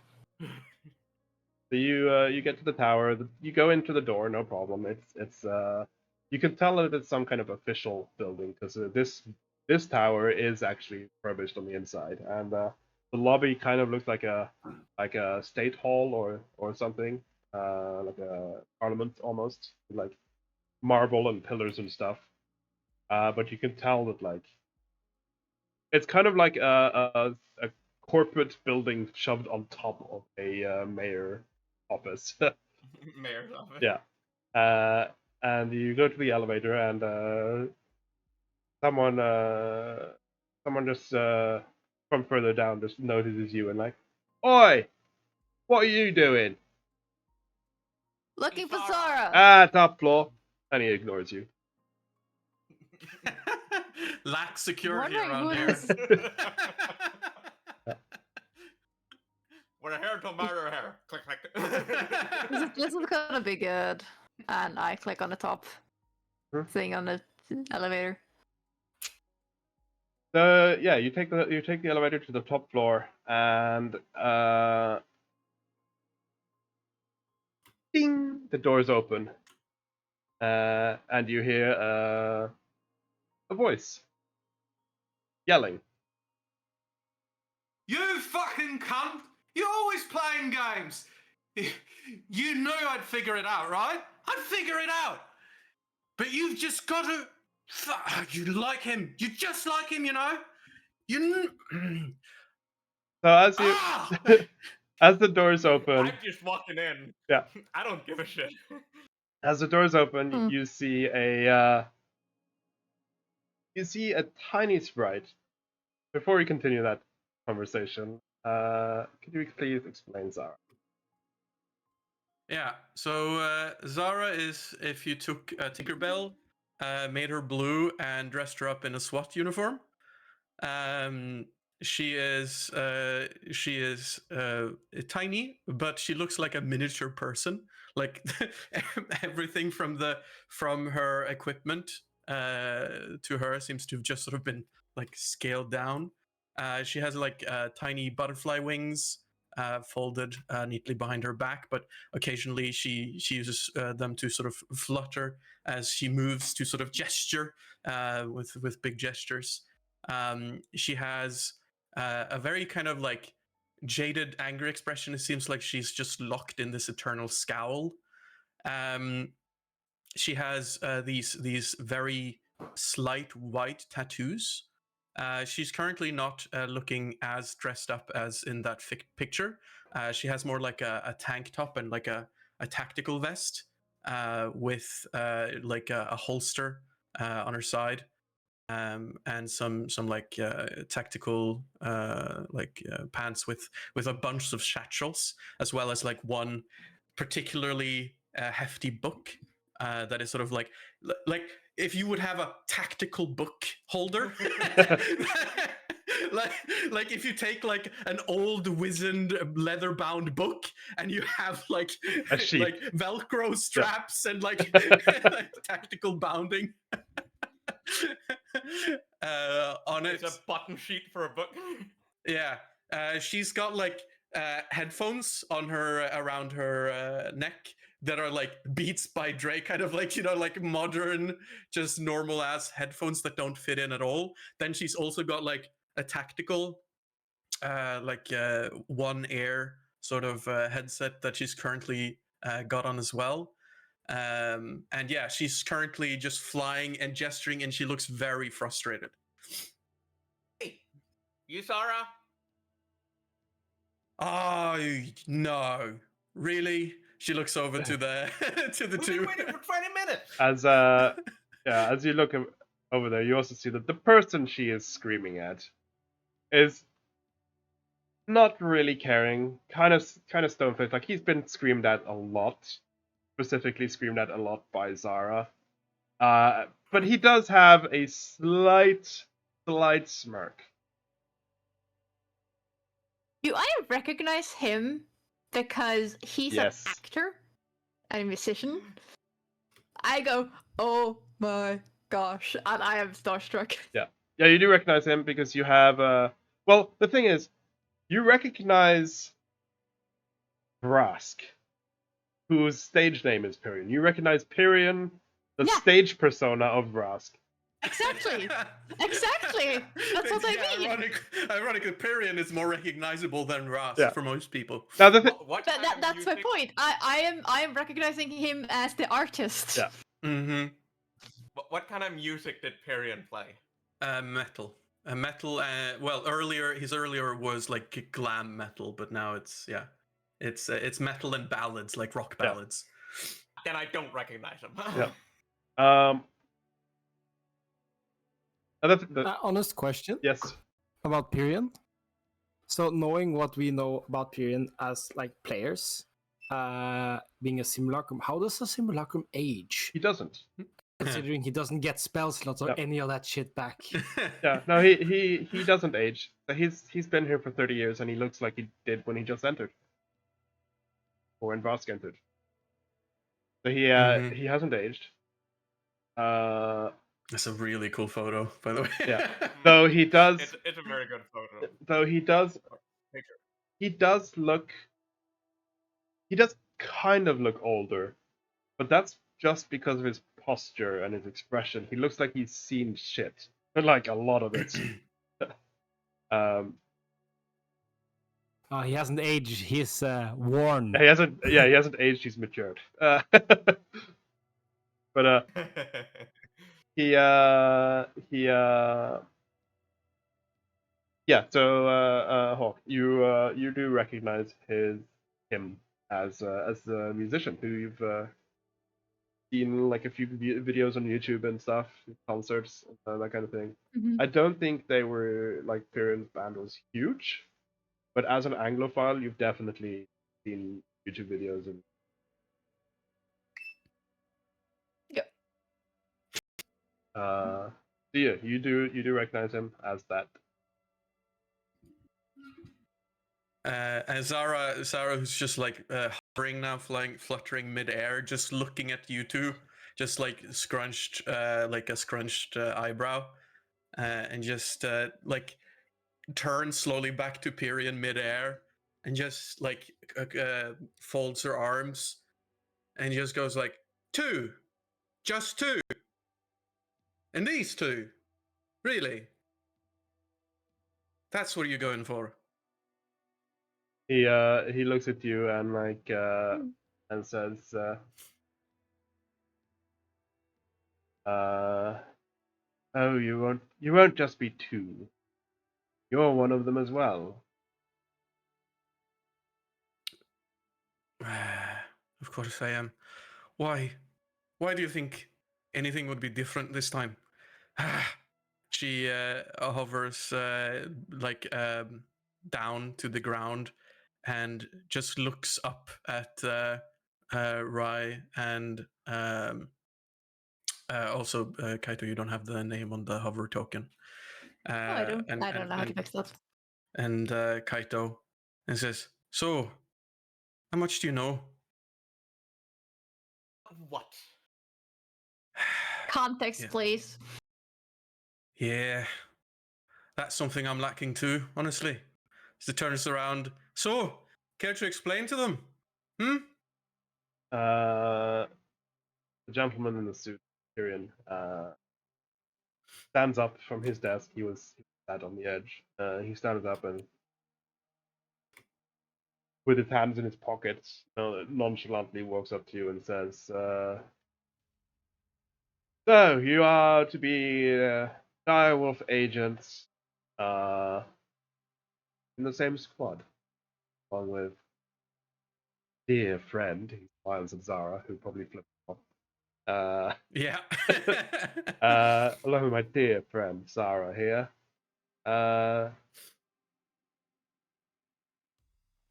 I have vouched for you three, at least. Heard that you will be arranged to have a fourth in your party go through. Other than that, let's just say you've been selected. You'll prove Oh yeah, and don't think too much on the circumstances of why you're here and why this fucker is telling you that you're direwolf agents. Don't think too much on that. A little bit confused why Period of when I say the name of the band is telling us that we are the direwolf agents, but cool. That's cool. That's very strange, isn't it? Am I supposed to know this guy? Oh, trust me, you're I'll send you better some off YouTube videos later. I whispered to you, I'll send you YouTube videos later, and then I kind of lean into Pierre. Can I have an autograph? No, that's... Don't. Sarah just looks utterly like, oh no. Tyrion does smile. I pull up my phone and like, what was this you call the band? Tyrion smiles at that and yes, my younger days. Yeah. I spelled the name of the band to you. Yeah. The band I think was Flicker Flame. Yeah. I put on my headset and listen to like the first song that comes up. I'm like, why do I care about this kind of crap? I mean, like, I like you. I have taste. Sarah just looks at Rise like, I like you. I'm this like, is boring. It's so soft. It's like glam metal, so I'd imagine that like you would be like, huh, he has a clean voice, but what the hell is the music? But it's so boring and soft and clean. There's no sound. There's no texture to it, right? Exactly. Let me show it doesn't you something. It doesn't really like excite and pump, does it? Go over to Sorrow with my headset and didn't realize that I'm like entirely encapsulated by one of the. No. We'll figure something out later.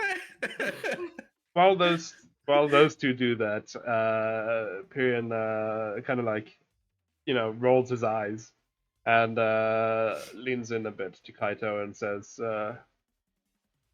"I'll have something sent to your dorm."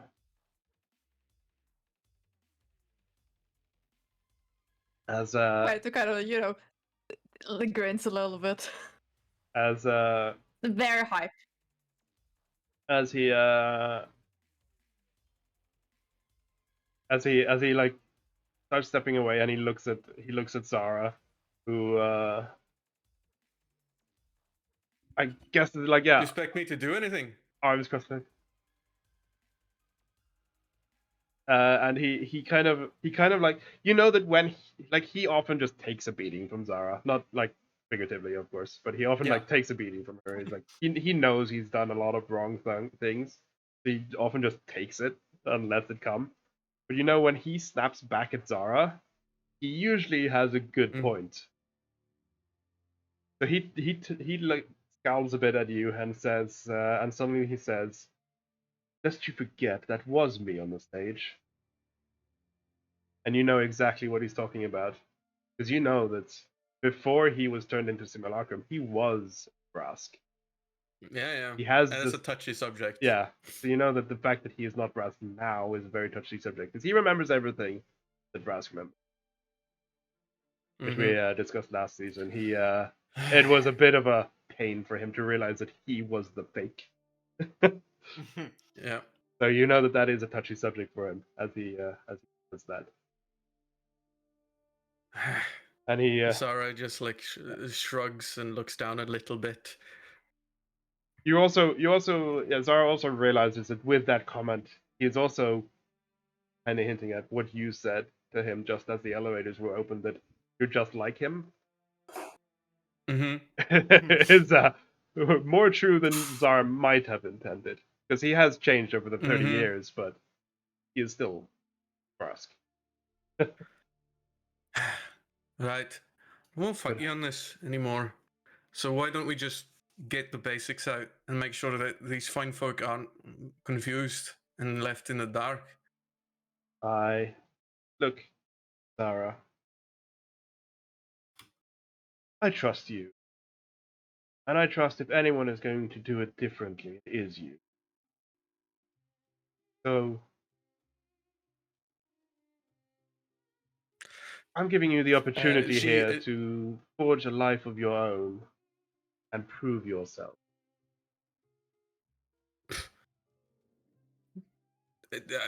She looks a little bit like insulted, like at first, but then like thinks on it, and it's like, I'm gonna let that one slide. That you don't think I've already proven myself, but I know what you mean. All right. I'll play along to your game. When you go through, there will be a man at a bus waiting for you. His name's Jake, I believe. Bald man, long beard. He has a knack for seeing who you really are, so don't worry about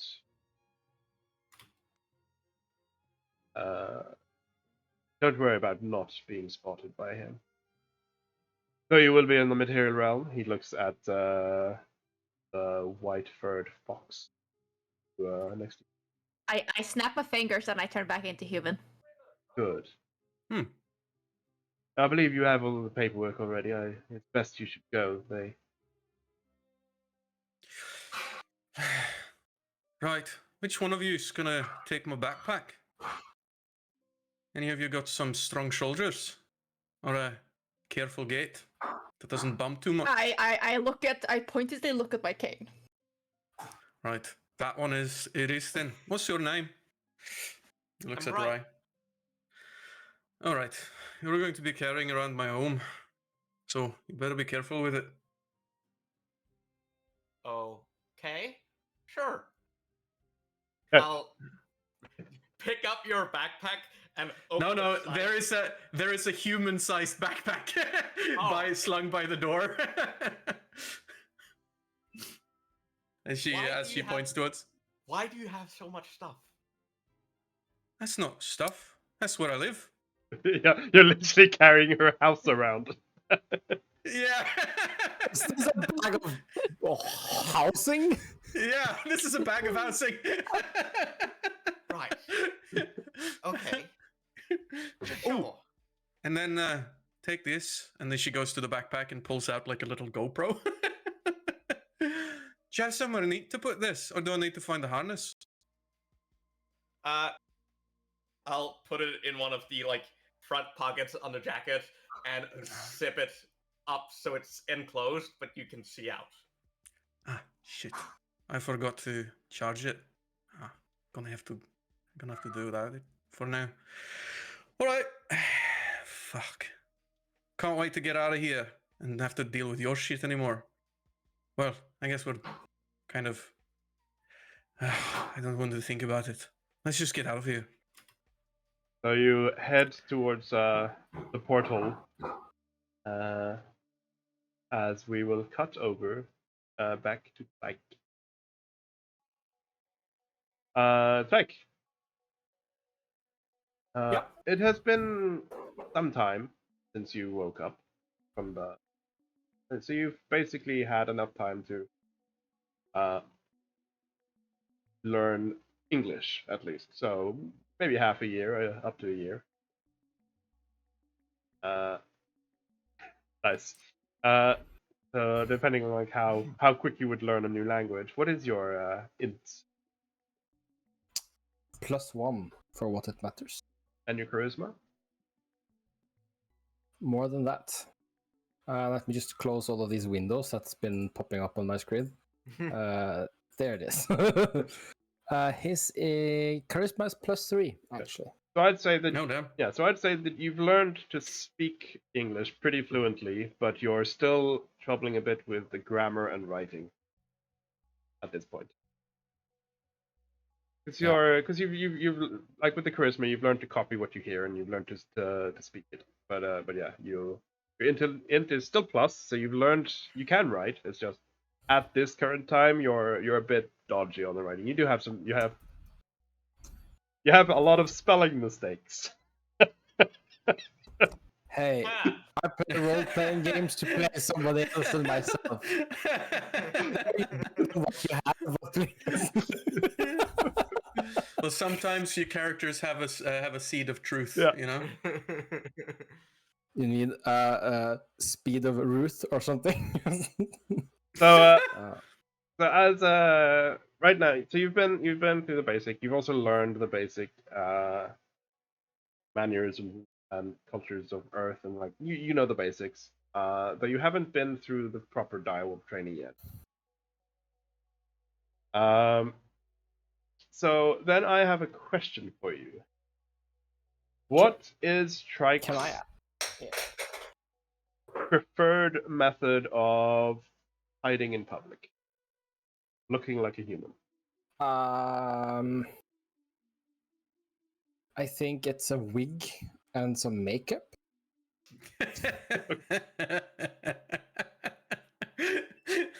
Just you could have just gotten a spray tan, right? Yeah, but so yeah, so you're that's such a process. Yeah. So you, I think it is like a CIA disguise situation. So he doesn't have magic to disguise himself. If you go like with the like a Finlandshette, I don't remember what that's called right now. Ski mask. Balaclava. Balaclava. Balaclava. Yeah, that's sort of noticeable in its own way. So yeah, so basically you haven't been let out very often. Yeah. Because you're not an agent classes yet. Are disguising.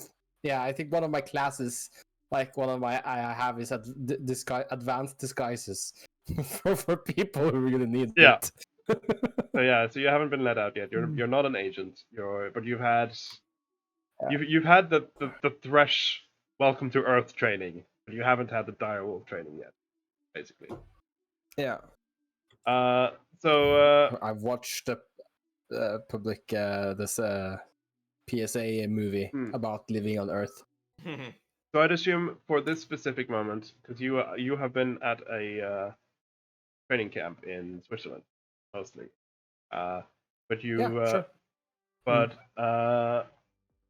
Today is an important day because today you are heading to DIREWOLF in the UK. So I'd assume someone has cast Disguise Self on you. Disguise on you. You look, and it's a skilled caster, so you look more or less the same, just human. You're still like bald, and you still have the same stern face stuff that you.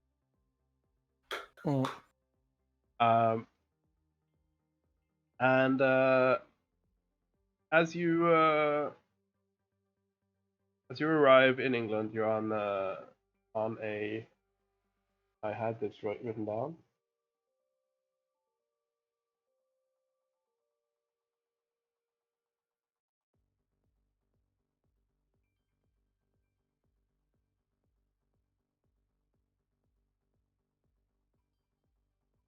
Yeah. You arrive UK.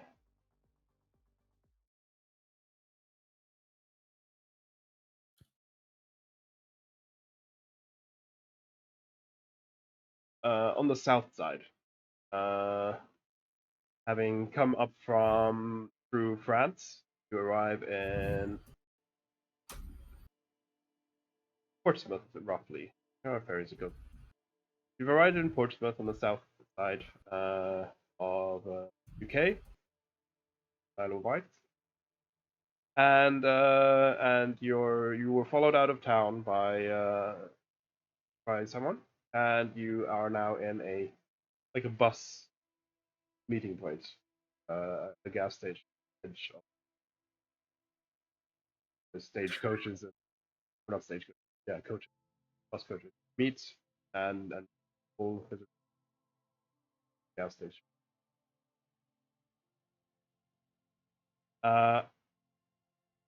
And here you see several people who all kind of look like tourists from around the world and around the UK and stuff are meeting and going up to a bus, which has been described as well, where there is a bus driver meeting them all, a bald man with a long semi-braided beard, who just looks at them and lets them on. Sometimes you see one person who comes up and he looks at them and he just like points away and says "fuck off," and but he doesn't seem to be checking any tickets or anything. And you've been told to get on this bus. So just a couple of things while we've been traveling. Like first, how long did it take us to get from like going on to the transport from the Unseelie to now getting here? Like how long for us has it been? So you have not come out of the portal yet. You're still in the Unseelie, but the train ride was for the two Japanese was. Oh, okay, yeah. Yeah, the train ride for those two was how long will it take? Isn't it like 15 hours or so to Japan? So I don't think their train ride would have been much longer than 5-ish hours. Okay. Like their train line. No, so we haven't. Yeah, I was just confused then because we haven't left technically yet. No. Yeah. Okay. You went through the portal, but I cut over to Trike.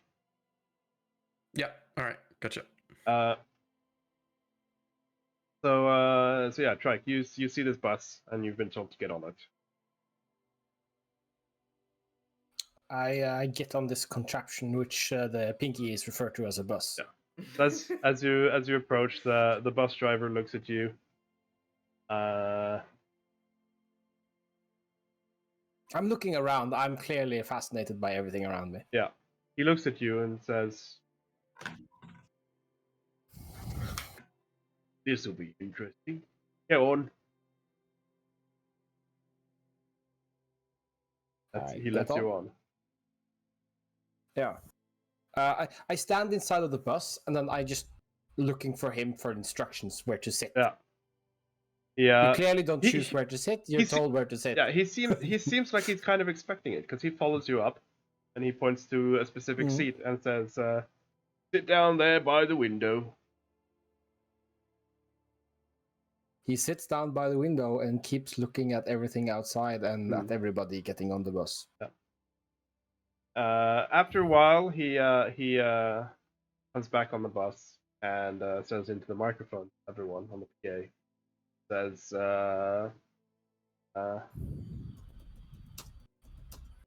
"Seems like there's a couple of them who are late, so we'll just be a few minutes and we'll head off to London." Gets off the bus. You can roll me a perception. Trike. Sure. We'll do. Perception. Perception is apparently shit. Why is it so bad? Good roll. Okay, though. I have no wisdom. That's why. Good roll though. Yeah, you have minus wisdom. Yeah. Yeah. So I'm enthralled by everything around me. Any of us have any wisdom? You have Yeah, I do. you have a suspicion that either this person or someone talking to this person, bus driver, is using psionic way of communicating. Because it looks like he he just suddenly looks a bit up and to the side, and then seems to nod and agree to himself as he stops. He closes the door to the bus and goes to the gas station to get a coffee. You recognize this as like telltale. Someone just spoke in his head. Yeah. Should I have rolled that secretly, by the way, No, in the future? It's. I'll say if it's secret. Yeah, okay. Awesome. There was no fail Kinda state. like Like it the about fail state Pathfinder. would be you didn't see it. You saw nothing. So. Yeah, true. Yeah. Secret rolls I don't think are. I have any. Yeah. Secret rolls are mostly useful when there's a fail state that you don't know is a fail. Exactly. So yeah, you notice this. You're pretty sure someone just spoke in his head. Yeah. So I don't think released thrall give me the senses I'm supposed to have because we look at that later. But yeah, Okay. I don't think I have any ways of investigating that correct further. I think I don't think that Drake has at this point. So That's fine. You're aware of it. So after a while,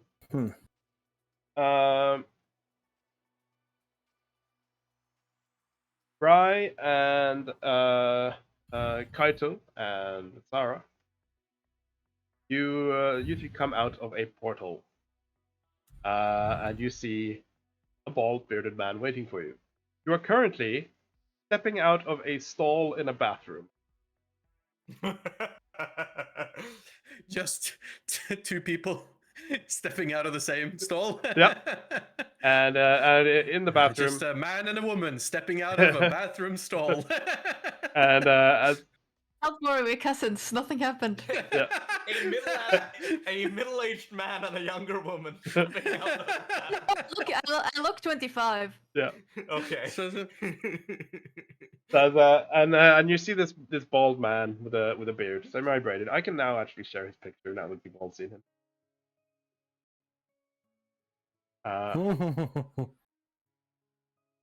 As he's standing there. Wheels of the bus goes round and round. Stab. He's stood there leaning against the mirror with a coffee in his hand, and just looks at you. You know you're supposed to be meeting him. You were told to meet this man. He matches the description perfectly, but he just stares at you, kind of the same expression as the picture. Must be Jack. Boy, and you're late. Yeah, well, that's Sarah's fault, and I point at the backpack on my back. And he just hears in his head as I cast message on Jack, and says, "Yeah, sorry about that. It was Pyrian's fault. You know how he is." You might the words, yeah. He can't respond with that, can he? Oh yeah, if they respond, yeah, brief response. Yeah, you get a respond back. Should have known. In an entirely different voice of the one he out loud. Mm-hmm. But he just says, "Should have known." Come on then, and he guides you out of the bathroom, to the bus, and he as he's walking, he kind of looks at his itinerary thing, like his list of passengers, as row 5, next to the foreigner.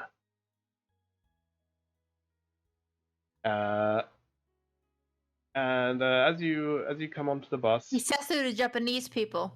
Yeah, he does. I would like. He does say that to the Japanese people. And as you step on the bus, you see there's one person on row 5 who is as white as they come. Ah, yes. Mr. John Human Man. Yeah. Sitting on row 5. I will sit down beside You're muted. Matthias, you muted. Foreigner. If you were saying something, you were muted. Yeah. We did not hear you. To quote a great line from season 1, "Hello, fellow humans."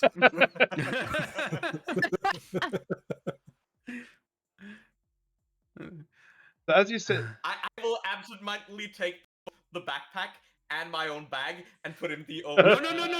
You hear it from the backpack. Turning the Ow! backpack Shit! sideways. Fuck! Ow! God damn it! I snicker. Oops, sorry. Pull it down again and turn it back. Ah, Put it on the floor in fuck. front of me. I think you just ruined my spring-loaded mechanism. Ah, as you I think you triggered it. you all sit down. You so who sits next to the John Human Man? Right. Like, is it? Okay. Oh, okay. Yeah. So right, you sit down next to this completely normal, bald human. Strike. A Asian person. I don't think you're so fluent in the difference between the Asian countries yet, but an Asian person at least sits down next to you, and seems to be talking to his backpack. Her. Her backpack. Sorry, yeah. Yeah. Seems to be talking to her backpack, and then another one sits down on opposites, the same row, but the hallway thing. You want the seat for yourself, Sarah? What? There's 2 seats on each Don't- side, so Zara does technically have her own seat. One thing Zara, just like one thing I can you forgot to ple- mention. I think you fucked the zipper mechanism. Can you please just open it from your side? Yeah, sure. One thing And you you can hear that the moment she stepped out of the portal, the voice is different all of a sudden, and it's when she flies out, you almost see her mannerisms also are quite different. She seems more soft. You could also and she sort of hovers like a pixie let out of a jar. Just comes out of the backpack like all flustered. Her hair is all like one thing. yeah, sorry. Yeah. One thing that you all did notice as well is Boss is clearly enchanted in some way, because before you stepped on, you saw a coach with many passengers through the window, all human, of course. When you went onto the bus, you notice there's only 4 other people inside. They do look reasonably human, but they definitely don't look like the many humans you saw on the outside. You can clearly guess that the windows are enchanted to look like a normal bus. Look like the contents are normal. But on the inside, you clearly only see 4 other people, well, 5 including Trike, and they kind of look like you in the way that they are not normal, though they're still human. It's just like they dress a bit funny, you know.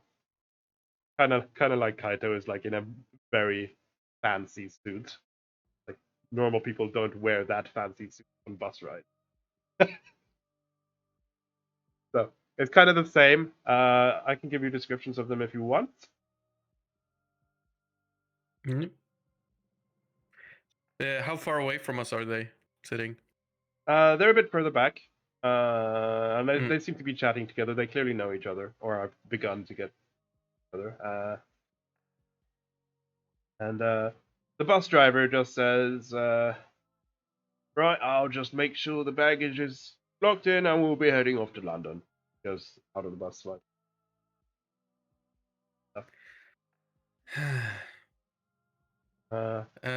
Zara flies up and looks at Drake.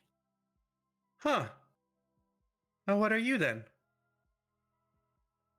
You're muted. Very rude. You're muted.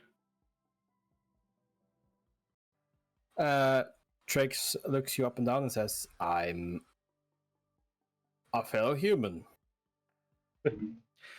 She folds her hands and says, "It's fine. We're in a veiled bus. You can. You are talking say to a what you are." fairy, so you. And she is Well, I clearly didn't- not human. Yeah, but I've been told to tell I'm human. If anyone asks. Yeah. I assume you actually say Also- that. Huh? You actually say that? Did you been told to say you're human? Yeah, I've been told I've been told to say I'm a human. If anyone asks.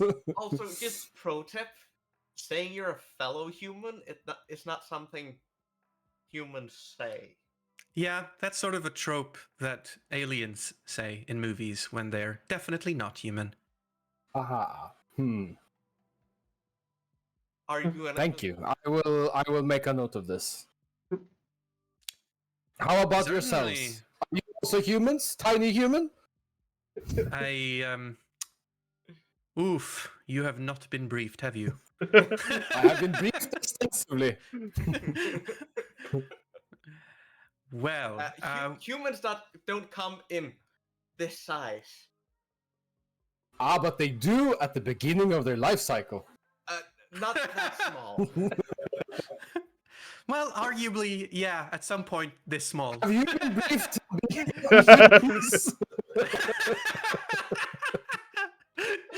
Just not this well proportioned. So okay. Another clue. Humans aren't blue and don't have wings. Hey, now that's racist. Some people do.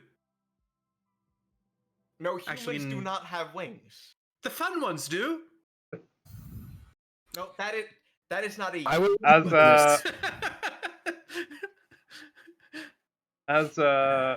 Do you know where we are going? As you three are talking, what is Kaito doing? Just listening along? I'm listening along, and I suddenly have a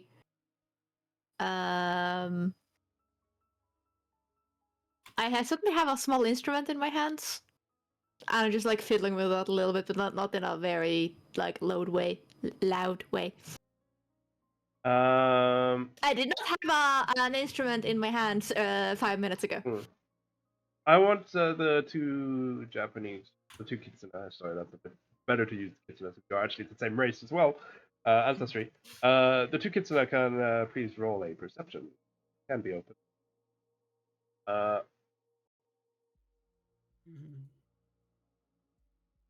Perception. Distracted by how little Trake knows about humanity. Yeah, Kaito, you also noticed when you sat on the bus, one of the other passengers at the back was also on the train. But they, obviously, when they got off the station, they were picked up. There's another who was on the train, who looks Japanese as well. What? Okay, so do you have an image of them? Do they look human? I do have an image, and you will get the name as well, and maybe a hint to their class, but that's fine.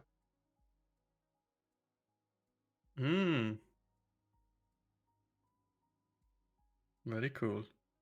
Nice. Well,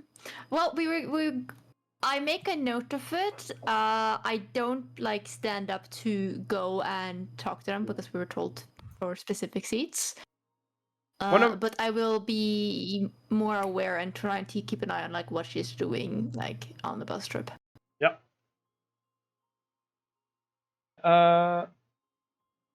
And yeah, as you have an instrument and the others are talking, the bus driver comes back and sits down and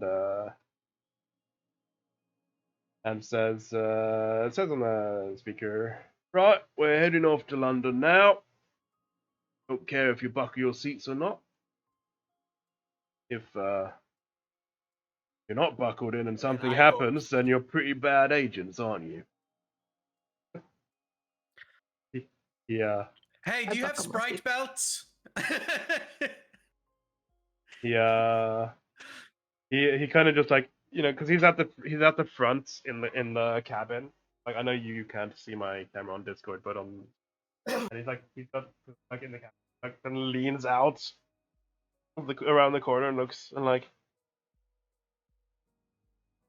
just stares, and then he kind of looks up a bit on like the baggage What rack. I feel. The baggage rack at the front, and it's one of those baby seats, but it's still like 10 times too big for you. It's like, Oh, come on. You've not had the updated ordinances already? I thought our union passed those like ages ago. Oh, wait. Yeah, no, that is in the Feywild time. I guess you've had not that much time to deal with the regulations, have you? Okay, well, There is no Feywild. I'll just deal with it myself because, you know, that's what I always do. And she she goes into the backpack.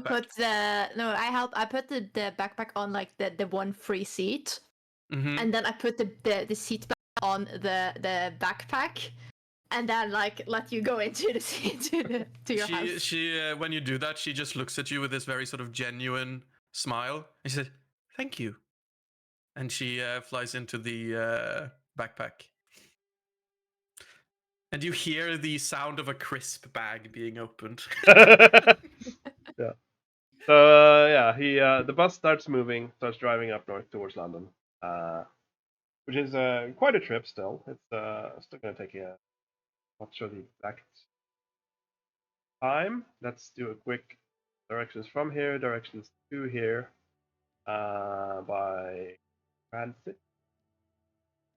Roughly 2 hours. Sarah, do you have a phone? Yeah. Why? Let me send you some music. Oh, yeah. Hang on. You hear like doot, doot, doot, doot. My operative system is a little bit strange. It doesn't interface with like normal phones. You would have easily. One thing, like the phone would be unique, yes, but you would have a normal phone SIM card. Then you go on YouTube. Because most of the technology, including the phones and internet in the Unseelie, would be stolen or hijacked from the material plane. Yeah. So you would have normal SIM cards. So there's probably its own SIM phone tower in the Skydwayham. They probably have their own tower because they can't hijack the phone lines, but they use the same SIM card technology. I imagine. Yeah. I imagine in true Fae style, they've done as little work as possible to make it work. Yeah. But the SIM card is made of pure gold or some shit shenanigan to make it look fancy. Yeah. So when you say YouTube's like, oh yeah, of course, there's like a massive industry in Skydwayham of people bringing in like hard copies of the servers from YouTube to get like the most up-to-date videos. Oh no. Oh, okay. So I send you a link. I'll just send it to you for real because I've actually found some of the music she listens to, and you can make up your mind yourself. So oh, that's not too far off what I like to listen to normally. Just a little bit more, I don't know, electronic. So wait till she starts singing. So yeah, as the bus moves or drives, eventually one of the passengers is back because it's like a big coach, right, with a toilet in the middle. One of them will come up and kind of like leaning on the row behind you, greet you and say, "So, I assume you are here to join the agency as well." Is this the same person that was earlier, or someone else? No, this is someone else. He looks Latino in heritage. Yeah, I look at him. It's exciting. He is. You kind of dig his wardrobe at least, because he has like a flared, the flared shirt with the extra big collars. And he has this Fancy. long jacket with very fancy like gold embroidery. He kind of looks like Zorro, like not like Zorro's undercover costume where he is with the mask and stuff, but like he belongs in a Zorro movie. As he introduces himself as. That was a bit too many, but that's fine. Yeah, should we not look at those? Yeah, you can. Because I think it's everybody. Yeah, it is. You can close that. Luckily, the bus driver was up top. Diego Yeah. Simmons, I'm assuming. Yes. So just him. There you go. I forgot. I can't just share the one page. I have to actually click the image and share the image, not the page, which is. Yeah. Oh, But yeah, how annoying. Diego Simmons. He introduces. Come to avenge my father. Ah. Now prepare to die. Kite Furukawa at your service.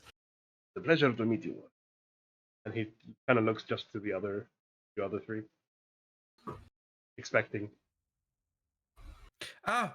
Shit! Someone's here. And she gets out of her backpack and she like does this, dusting off like some Cheeto dust. Hey, Sarah, nice to meet you. It's a pleasure to meet you. I haven't Does seen many Sarah of eat yours. Cheetos from the inside?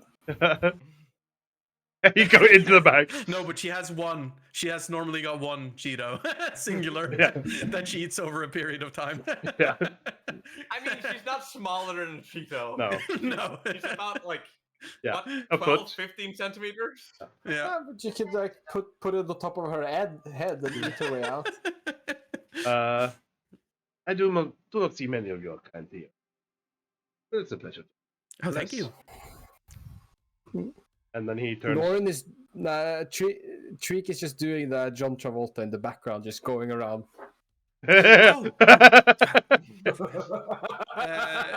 Sarah, again, dusts off her hands. Oh, where's my manners? Handshake. He puts out a finger for you. I'm going to heart side him when I do that. Yeah. Okay. So I can't exactly remember which version of Heartside, so let me just read this. Also for the I posted stream, it in the chat. Yeah. Also for the stream, this is a homebrewed feat that we gave Zara as an ancestry feat. Because she is remade from an NPC in season 1, different system, use D&D. So we have homebrewed a custom feat for her. So I'm just gonna read it out. This is homebrew. When you touch a living creature, you can spend an action to perceive any or all of the following information. Target's current attitude towards you. Target's current apparent emotional state. In addition, the GM rolls a secret perception check for you against the target's will DC. On a success, you ascertain target's alignment. You can also identify if they're being deceptive in some way, such as expressing a false attitude or faking an emotional state. So basically, the free information that's true or not. This doesn't allow you to automatically identify the exact nature of that deception, only to tell the outward appearance is false. On a failure, you do not learn the target's alignment, and on a critical failure, you incorrectly ascertain the target's alignment, misidentifying the alignment along either one axis. Which I guess we will have to update. That could be hilarious. I guess we might have to update that when Pathfinder 2.2 comes out. Yeah. Which is fine. That critical failure could have some big ramifications. So then I just need to know, because that is a. I can roll that secret perception if you'd like. Yeah, it's easier if you do. Roll it as a blind. Mm-hmm. Thank you. So, what you learn from the free information, at least, is that he is friendly to you. I mean, he came up and introduced himself. He probably is friendly. Yeah, friendly. And his current emotional state, I would say, is excitement. He is excited about something. Hmm. As for his will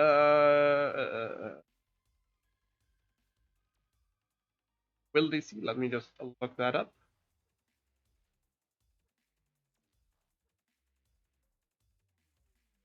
You learn that he is being truthful. His heart rings true. His heart rings true. You do feel that he is probably hiding something, but it's so weak that you assume it's no different from Rai hiding the fact that she's a she's a kitsune, right? Yeah. He's a direwolf agent. Of course, he's hiding something, so it doesn't trigger any alarms. Yeah. Sarah doing this almost like on instinct from her like security job actually like is a bit like, oh sorry, shouldn't have done that. It's rude not to ask. I was just feeling if you were being deceptive in any way, using my innate heart sight. I apologize. I shouldn't have done without asking. He kind of leans down and puts his fingers on either side of his chin with like a charming smile. He says, "Oh, why would anyone need to lie with a face like this?" That's with a wink. Clearly, someone with a face like that is the kind of person who does lie. But yeah. Sarah immediately goes back to her cynical expression, and just like she was like out with the hand, and then just the hands drop to the side, and she just sinks like down back into the backpack, like just straight down with like some stony expression. And then he turns to Rai and Trike, who has not introduced themselves yet.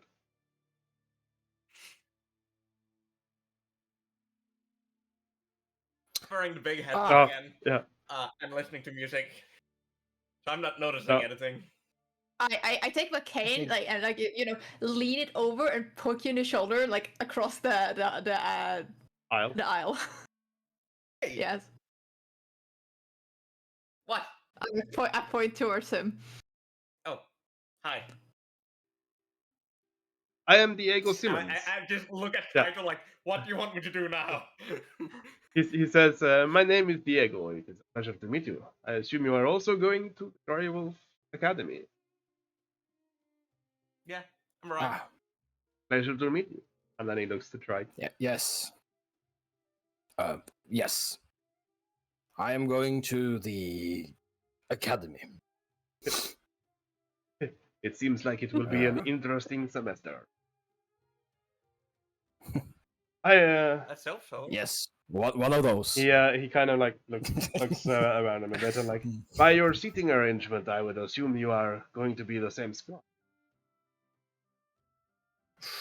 It is at least it is at least the case with us. He gestures behind him, and you see the others kind of like just nod at you, half-assed wave kind of thing. I actually turn in my seat a little bit to actually wave with them properly. Are we part of some teens high school drama campaign without me being told? It's Hogwarts now. It's like we're the first couple of sessions we're at Hogwarts. I'm going to Hogwarts. Yeah. I did not agree to this. So he introduces his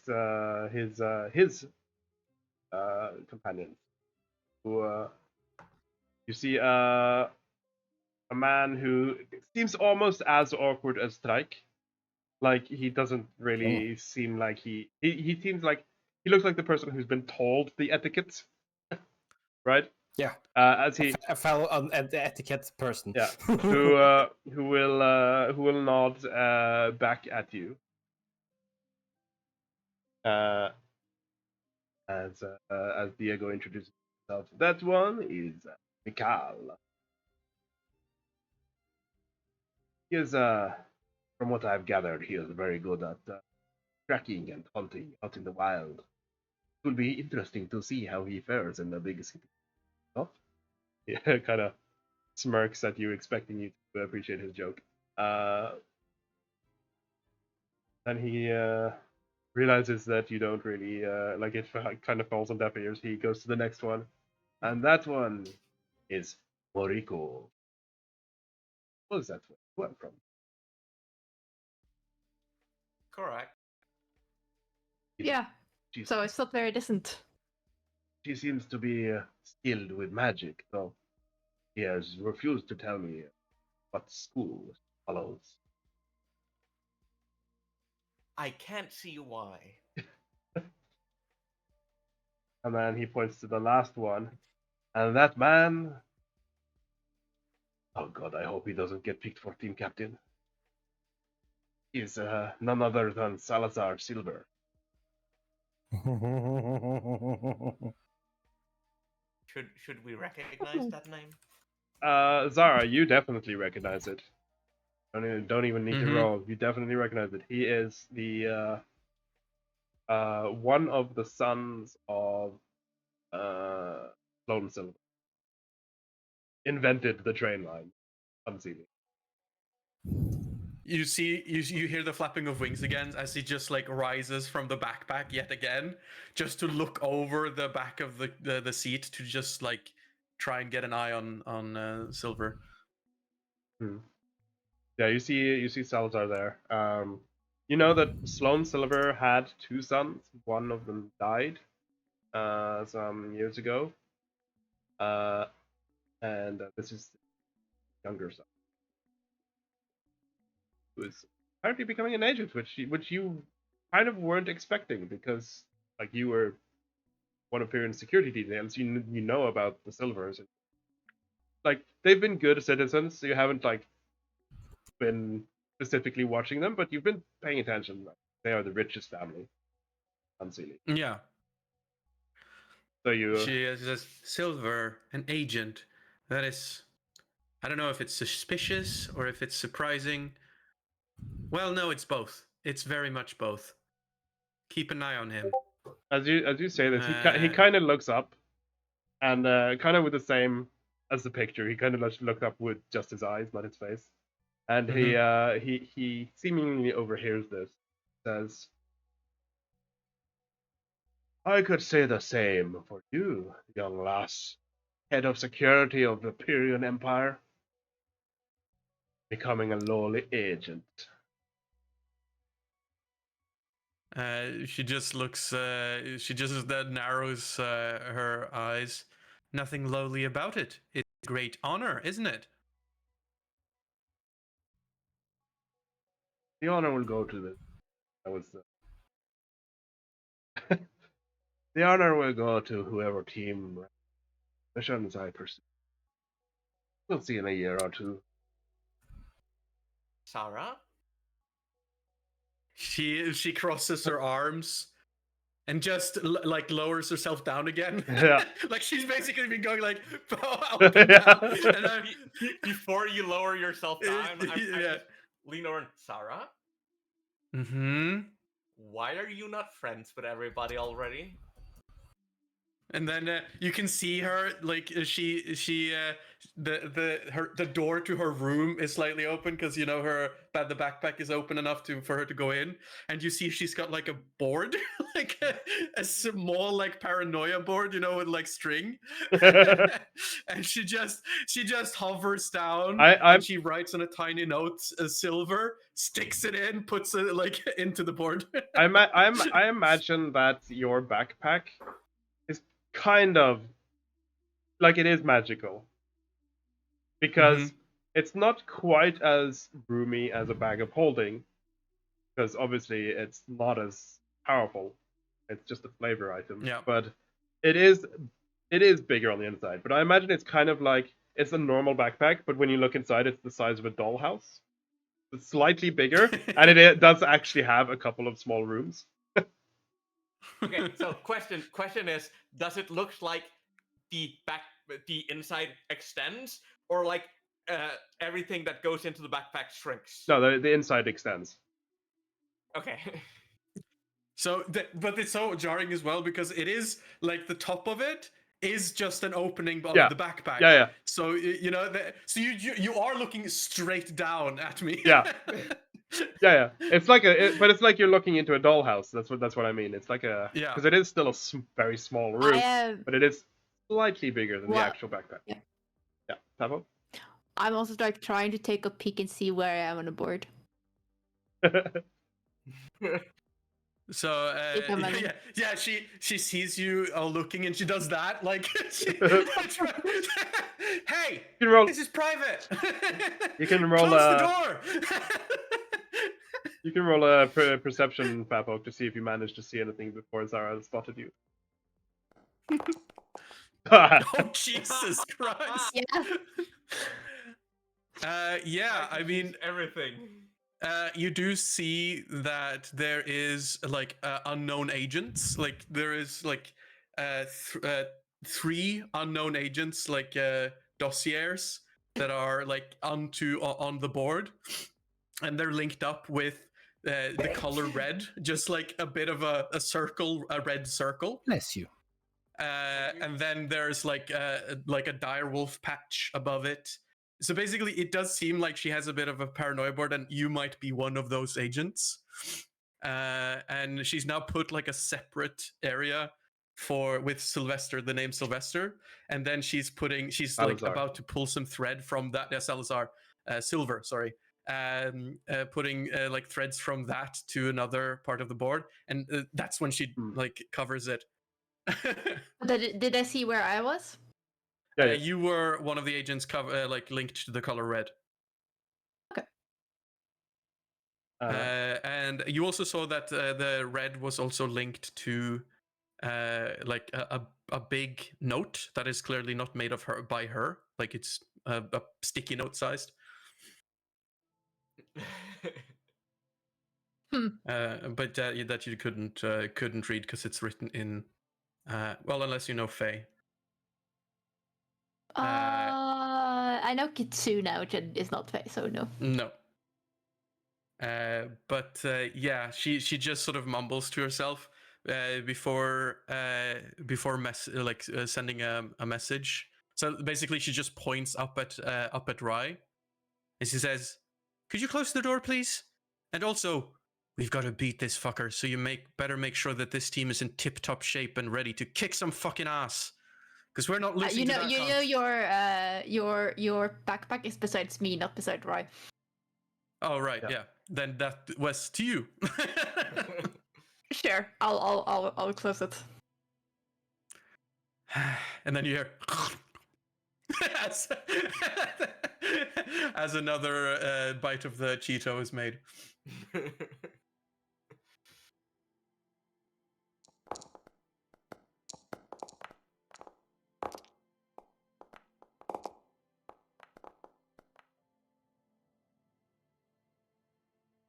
Interesting.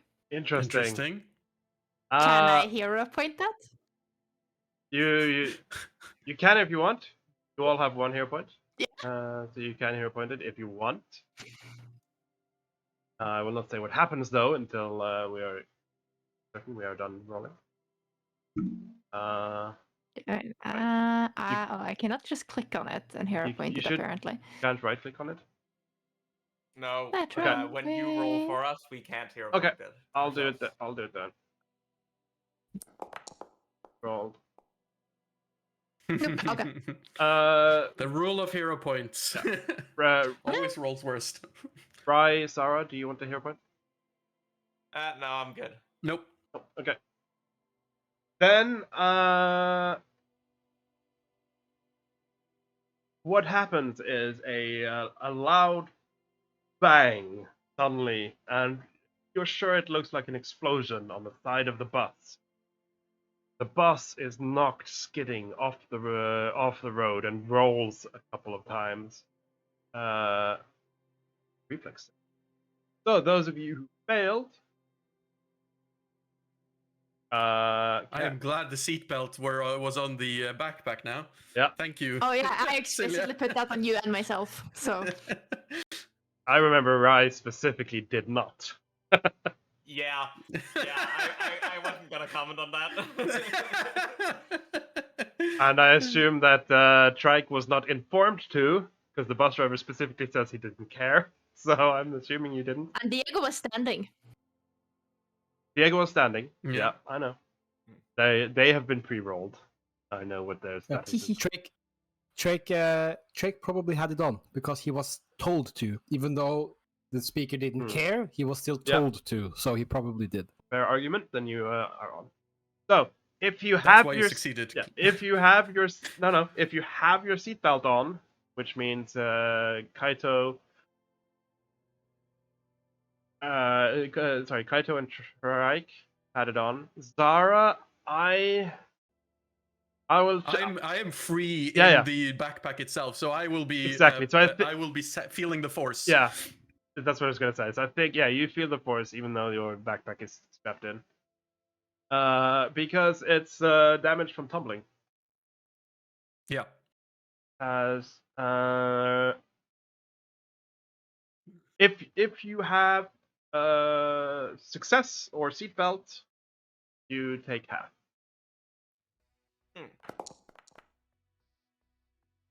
And Trike, so you have both success and seatbelt, so you take none.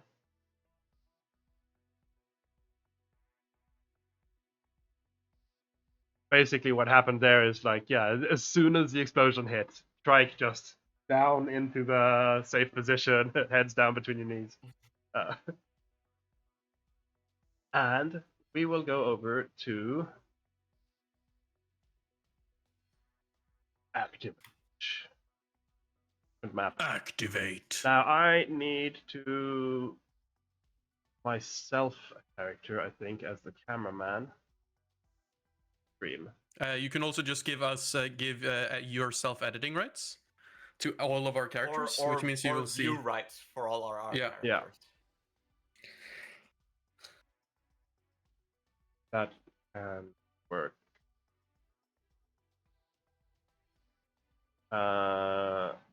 There's gonna be 2 rise for a second because I might need the. My token should be entirely updated and correct. Yeah, but I dragged these out before you had done that, so. I will.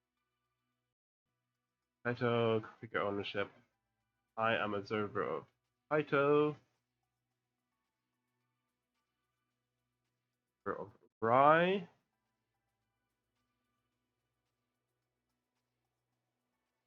Strike. And Zara. Now I can see. Yes.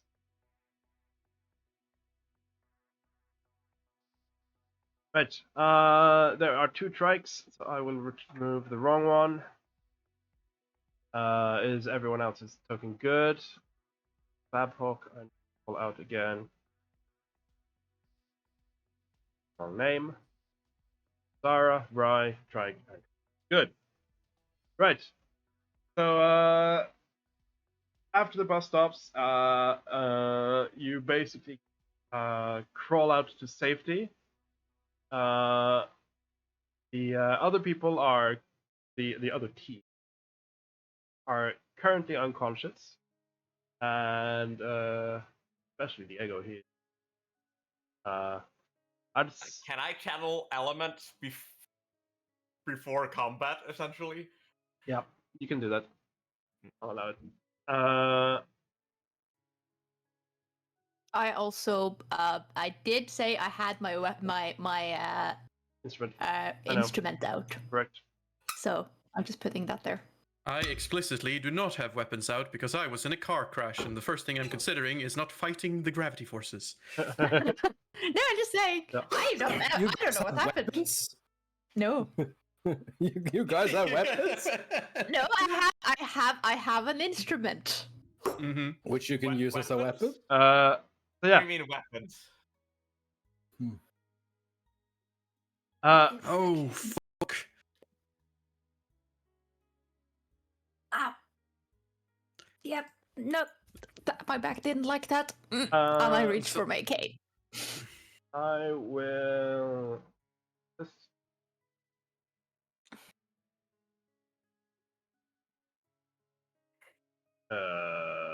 Perception button. Everyone roll perception.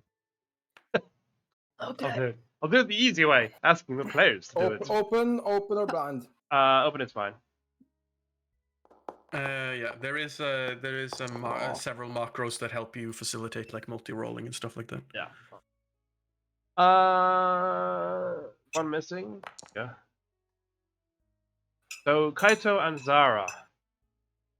I am going to oh,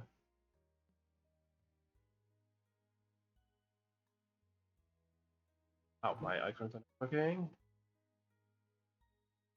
Kaito and Zara, I am going to move you on top of the bus. You can see what caused the accident. Oh, boy.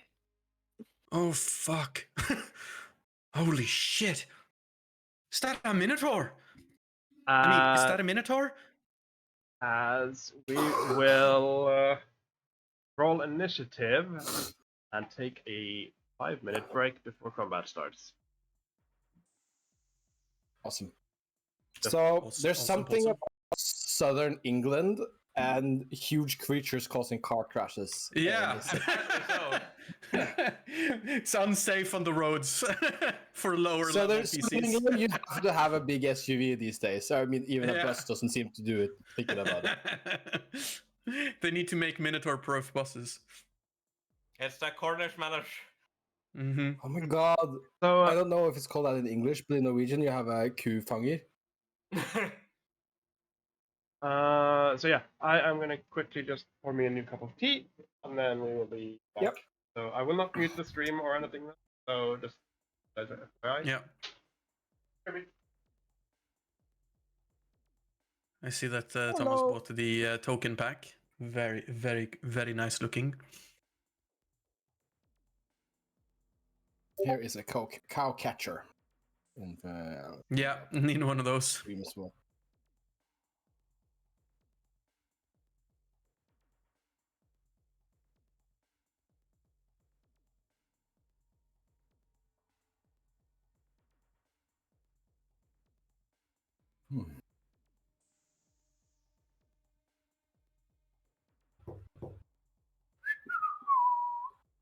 Maybe I'll make myself some tea as well. It sounds like a nice thing.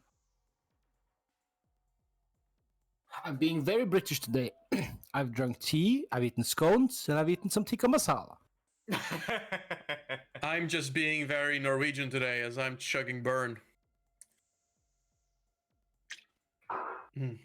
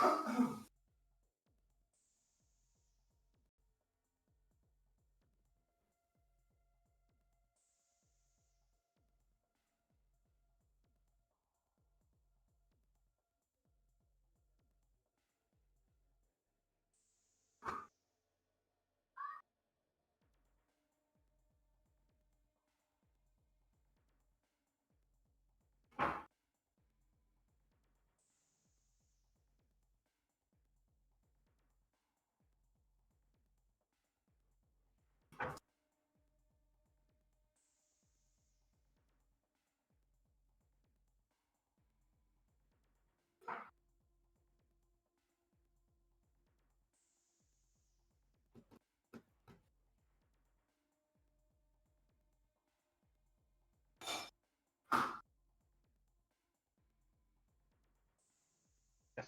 By the effect, that's the last thing I heard. Yeah. It is very nice. Yeah. I was like, yeah, I can't be bothered to find tokens for every single monster. Mm-hmm. I mean, that seems acceptable. The token packs are also very cool looking. Ooh. Was it expensive? Yeah, it is quite expensive actually. Oh. We should It's like make a direwolf 600 funds then. kroner or something. I would have did that. Yeah, let's see if I can figure out how to roll. Basically, like just box select, and then there's like a little. If you right click on just one of the tokens, you can toggle Yeah. combat state. Yeah, I It'll do it for everyone. make an encounter, maybe. And No, you don't need to do that way first. oh, okay. Yeah. Kill encounter. So box select and then right click on one of the tokens, and then there's like the sword and shield toggle combat select thing. Oh, you're turning us around. I know that was. Yeah, my icons aren't loaded. Combat stage. Hey, there we go. There you go. And then in the actual encounter tracker, there is like a button that allows you to roll for all, like roll all. It's like a little icon with like people and a dice. Yeah. Roll all and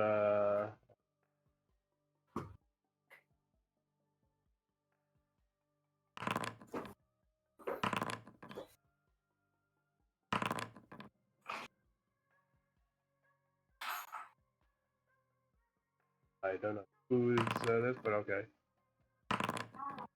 I don't think you're rolling initiative right now. Oh, there you go. No, it just showed up now. Yeah. It rolled a crit nat 1 and still got higher than most of us. It has a +10. Mm-hmm. Right. Begin encounter. Trike, you are the first person to react after this crash. You heard Zara and Kaito as they were climbing out of the bus. And then is you that heard a Sarah go, fucking "Oh, Minotaur? fuck, is that a Minotaur?" Yeah.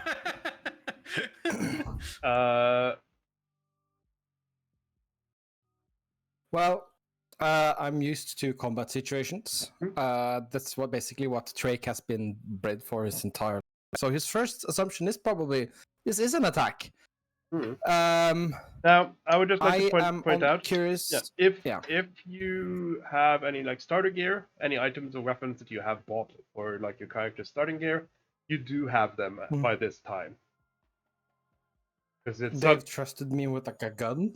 Because it's something you would have received just before heading to the academy. So you might not have had it like in the case of a sidearm, you might have had it just in your backpack. If it's a rifle, it would have probably been in the baggage compartment. Yeah. So I bought a pistol for him. It says heavy. I don't know if it's the right one. Didn't remember what works with that. Probably not. Probably I'm also a level light. 1 monk, so probably nothing works right now. So Yeah, you aren't bullet dancer yet, so it's all. Yes. Yeah.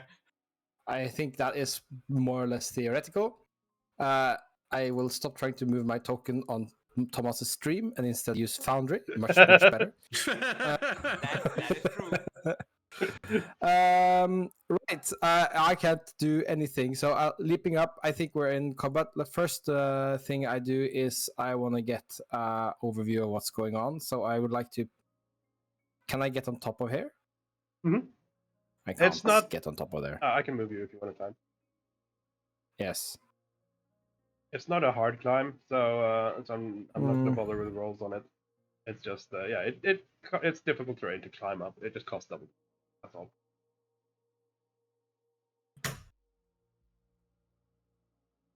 It costs double movement. It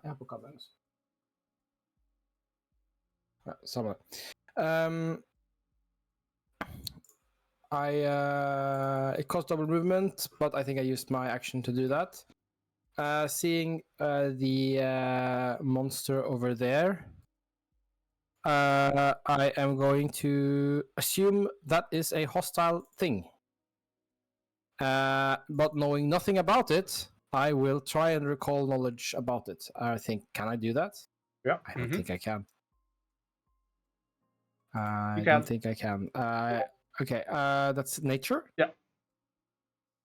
Basically, as long as you're trained in one of the recall knowledge checks I am not for it. trained in any recall knowledge. I'm trained in occultism. Oh, then you can't. I think it's a trained.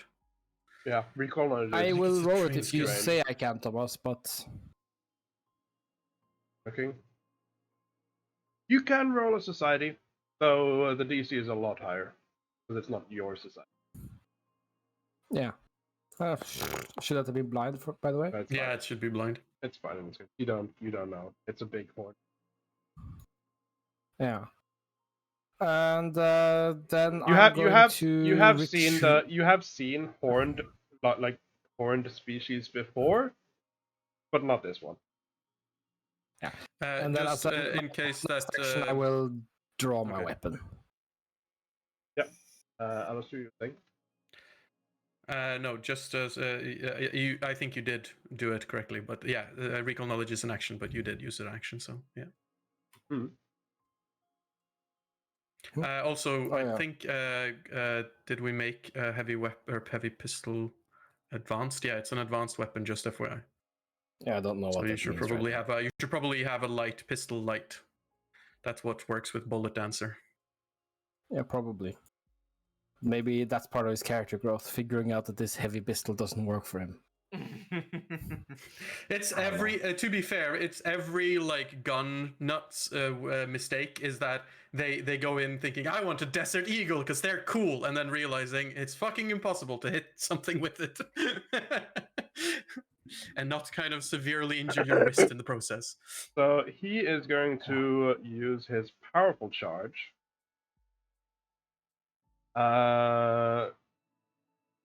Which is stride twice, make a strike. I'm not going to bother actually rolling it though, because he is not targeting any of you. He's going to ram the bus a second time.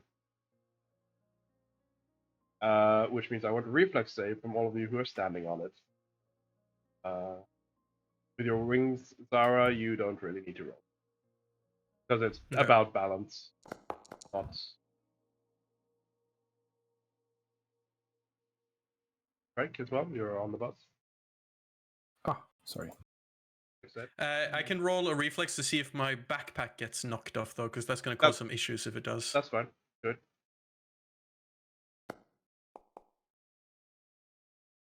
So do I grab onto the backpack? Yeah, you managed to grab. Okay. Kaito, you are perfectly fine.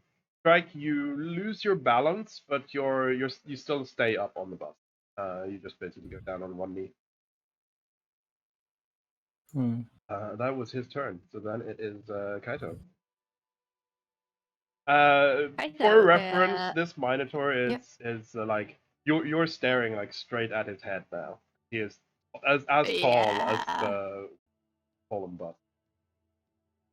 She's like, oh boy, I do not want to be this close. And I come up behind me, guys!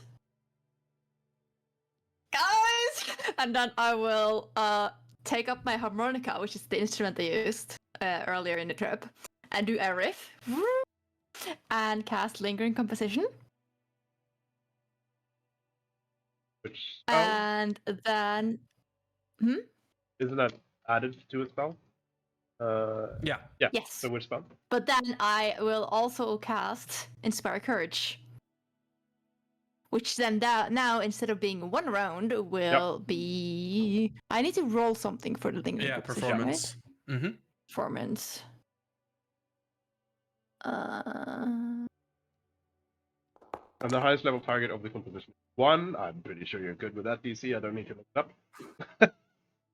I rolled a 26, so I think I'm fine.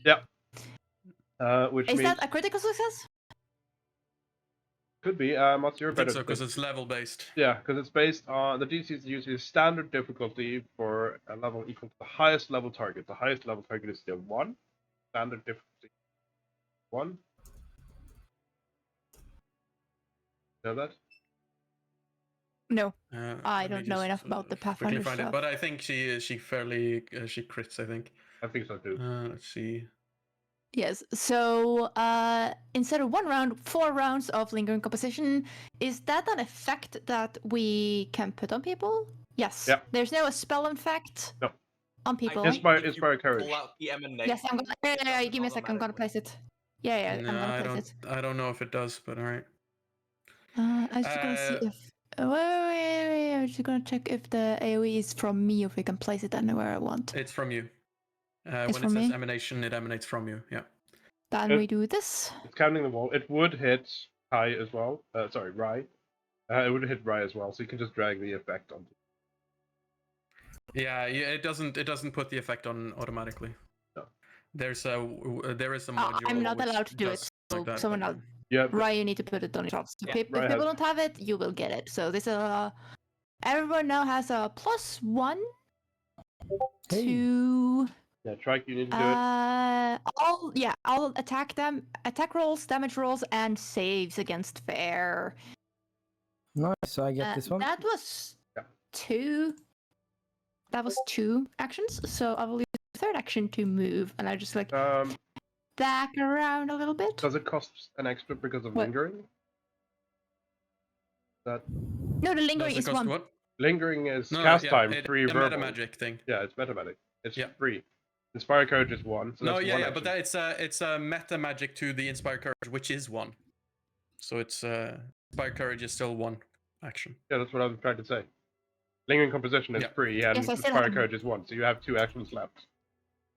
Oh, it's free. I didn't know. Oh, it just take a focus spell. It doesn't Yeah. take an action. Yep. Yeah. Mm-hmm. Okay, I misunderstood. Oh, this is nice. Okay.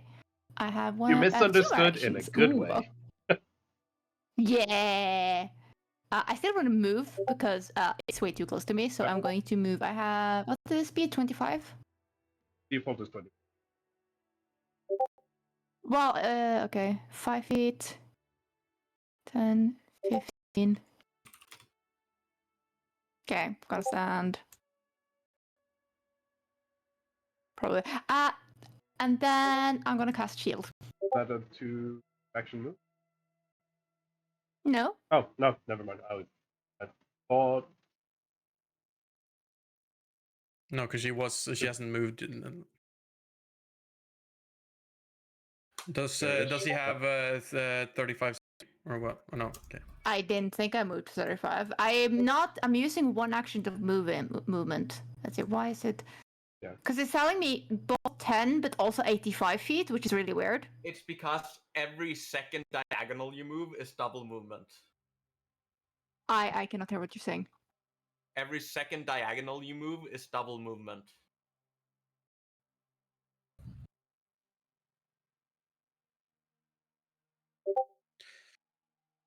I'm sorry, I'm losing all of you guys right now, so I cannot tell what you're saying. Right. He's moving as much as he can in 1 action, Yeah, okay? there. Thank you.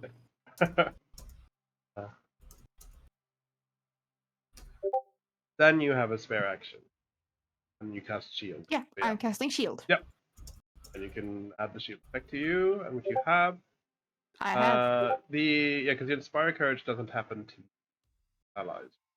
No, yourself as well. You should have Inspire Courage as well. How do I add that on me now? Just drag it. Why did that not work? Okay, everyone else should also just have that on themselves too. They do. Then it is Rai. Why is it saying 1? It's saying 1 round, but it's not meant to be 1 round. It's because you don't have the lingering composition doesn't have an effect. It's from the Inspire Courage. Okay. I can So we get up. need to reapply it 4 times? Can I get Yeah, up and- here? You can. It will cost 5 foot extra to climb the edge, but apart from that, you can get there. That's. I have 30 feet movement. I just can't move up there myself. Yeah, I'll move you. There. Wonderful. And then I'm going to shard strike him. Mm-hmm. So for the rest of you that haven't seen this before, when I started channeling my elements, in a space 10 feet around me, it started flickering fire and small shards of metal. And I am going to, in a line in front of me towards this fucker, Mhm. I'm going to make a bunch of metal spikes fly out, and he has to make a DC 17 reflex save.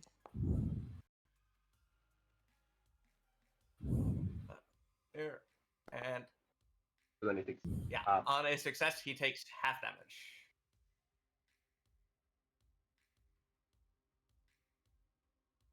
And that was my 3 actions. Zara. Yeah, Sarah is going to try and identify this, what this is. So recall knowledge. Which one would you want me to use? You can use whatever is highest of nature or society. All right, society. Because this is a Fae. You know, Minotaurs are. Oh, I have Fey lore skill. I have actually got the lore skill Fey. If that is better. What's the difference? It's the same bonus though, but Yeah. It's the same. Then you'll need that. Yeah, you know, Minotaurs are from the Fae, Seelie usually, but there were some Minotaurs in Unseelie as well. And yeah, they are often used as because they are very loyal and protective. You know that they are often used as guards, bouncers, protectors, that kind of. Having a rogue rampaging Minotaur with your role and knowledge, you know that that's very unusual. So you can assume someone sent him or he is with them because they are guards. So classification-wise, right? I am assuming that Direwolf has like classification, and for ease of effort, it's probably related to like the meta level, right? It's like threat level, right? What would the classification be? Just like, and then just 1, 2, 1 is level 1, 2 is level 1. Yeah, you know, they are not the smartest. They're easy to trick and fight in a battle. So they have a low threat level, but they have a high collateral level because if a raging bull goes through a street, there's going to be a lot of collateral. Yeah. So low threat, high collateral. Yeah. So Sarah just says, "All right, this is a rampaging Minotaur. Stay out of its way, and for goodness sake, try to find some cover and don't provoke it. But just kill it, all right?" Don't provoke it, it's attacking us! Yes. Well, it's currently attacking the bus. Keep making it do that, because that's not us. We're not the bus. As she is going to fumble to try and find her gun inside the backpack. So that's one action to get the gun. Yep. She's then going to use one action to fly in through one of the cracks in the windows. And she's going to find like a position where she can... I was going to mention it's at the end of the turn, but since you're specifically referring to now, I'll say it now. The windows right next to you and Kaito are intact. And as you can see, there are people standing in the bus because the enchanted windows. Right. That's so where you see through the green, that's completely smashed. So I think what Zara is going to do...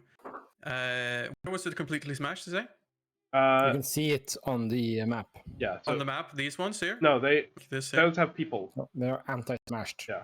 Oh, okay. Oh, okay. People standing in it.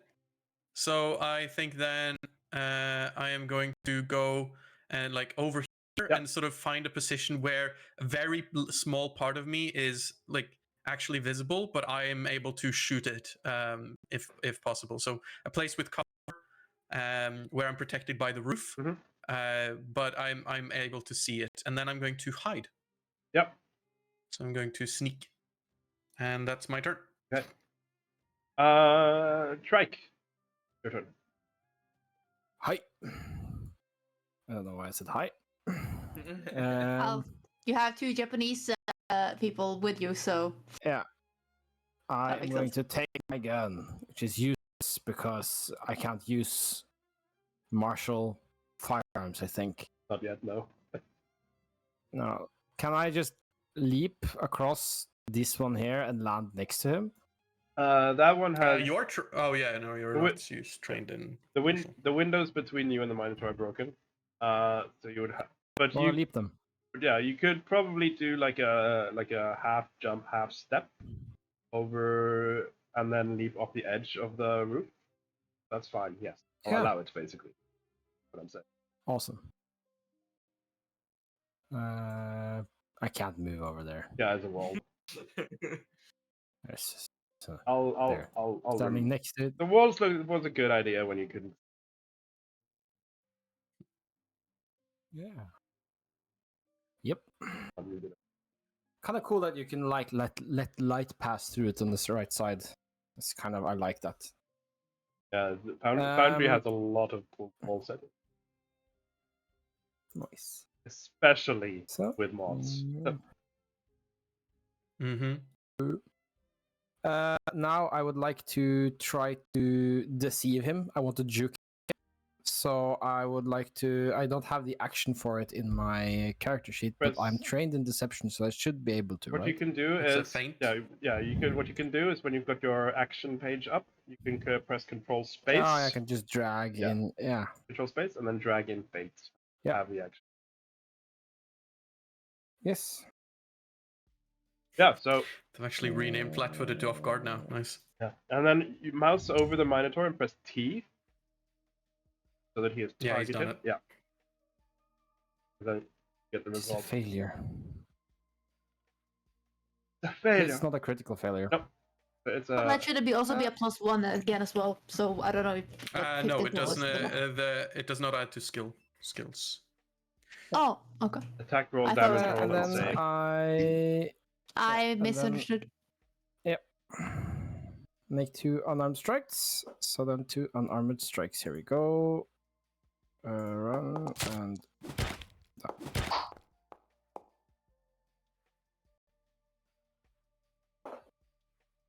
First one hit, yeah. Yeah. 3 damage. So I'm holding the gun in my one hand, and I pretend to shoot it, and then I just punch it instead. Yeah. Yeah, you received the was a gun. massive You 3 know damage. what firearms Yeah. are, but you received one, but you haven't been told how to shoot it yet. I mean, I have no bullets either. I think. I only have the firearm. Are you punching with it? Technically, like the butt of it. Because I will be using a reinforced stock, and I'm not proficient with that yet. Actually, reinforced stocks are simple, I think. They are. Maybe I should use that then. I don't know if it has a reinforced It stock. doesn't do more damage than your fists, so it's just a flavor thing, I guess, for now. So, Rye. You notice, a bit too late, there is a sniper.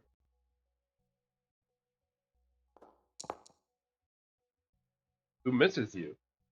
But yeah, from the northeast side of the map comes a dot. I thought I had the animations turned. And barely misses you. But yeah, you know there is a with a gun. Where did we hear the shot come from? Northeast of the map. Up the right. Okay. Like, okay. Yeah, that direction. Then it's the Minotaur's turn. Who is going to target Strike because you're next. As he is going to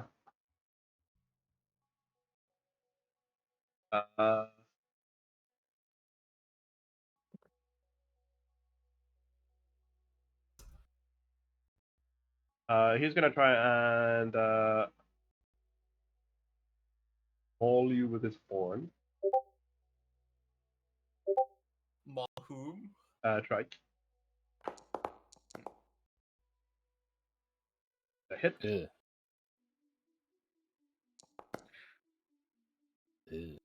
Hits you quite hard. Oof. That would have almost one-shot me. Select at least one. Alright. Hey, it didn't one-shot me. I'm actually a bit surprised. How much do I have, actually? I have 20 HP. And then he is. Why do I have so much? And then after he does this, hoping, like, I don't know why, but he's changing his target. He is gonna headbutt the bus again. This time, not like a charge bash, but more like a shoulder shove almost. as is going to much. Can't I turn it like very slowly? Oh, maybe. Holding down shift, no, control and scrolling. No, what's it? Oh yeah. Shift was a bit too much. Control mashes it again, causing it rotate a bit. Which would just shove you. Right? It would just push you out of the way. It doesn't really do much damage to you. But I want another reflex save. The others, including Izar, because you are hiding behind inside. Yep.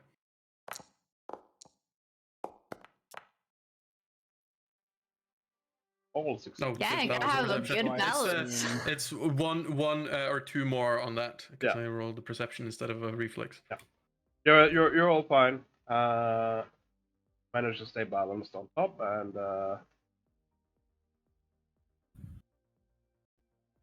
Zara, you managed to like just brace yourself and follow the bus. Basically. Yeah, so then I would be like here then. Yeah, and the same with Drake. He also.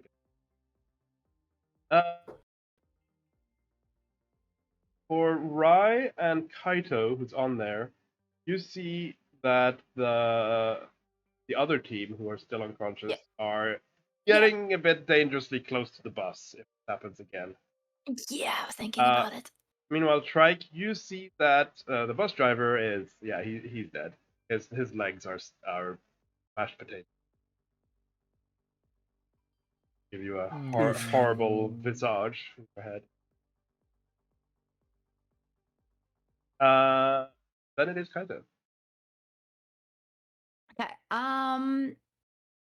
First, I wanna look at. Oh right, my shield is expired. That's fine, but it says my spell effect is also expired. It is not. Yeah. Let me just reapply it to myself. So people just remember to do that when it's your turn again. I will cast. I'll look at the Minotaur and I will cast Daze on it. And basically, I make a sound from a harmonica, but only it's as if anyone that's not in a range of the Minotaur hear nothing.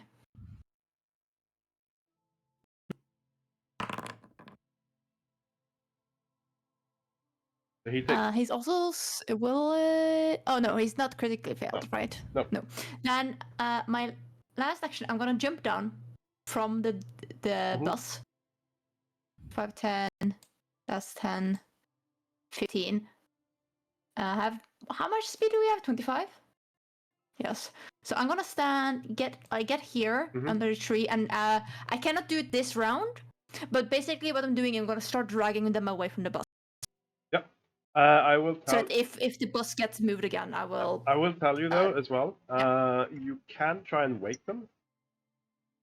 And if you want to use spell slot, for example, healing will instantly wake them. Yeah. Just so you are aware, you have the option. Okay. Would I know that before I moved? Yes. I'm letting you know. Okay. Then I will soothe. Soothe. Okay. Daze is 2 No, actions. wait. Yeah, it's you're right. It is a two action. I cannot do that yet.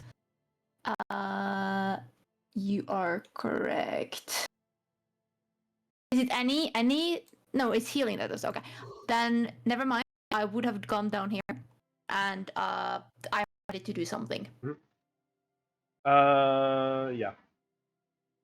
Right. And I will yell up make sure it doesn't ram the bus again, or these people will die. Well, guess the best way to make sure it doesn't ram the bus again is to be a better target. I will also yell that someone is shooting out of the bushes. And then jump down there. So I am hopefully flanking with Reapply your thingy as well. Let me just check something actually. I'll just put it down there again, so it's at the bottom now. Thank you. Thank you.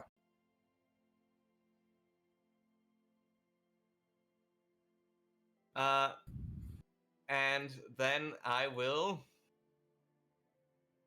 Elemental Blast.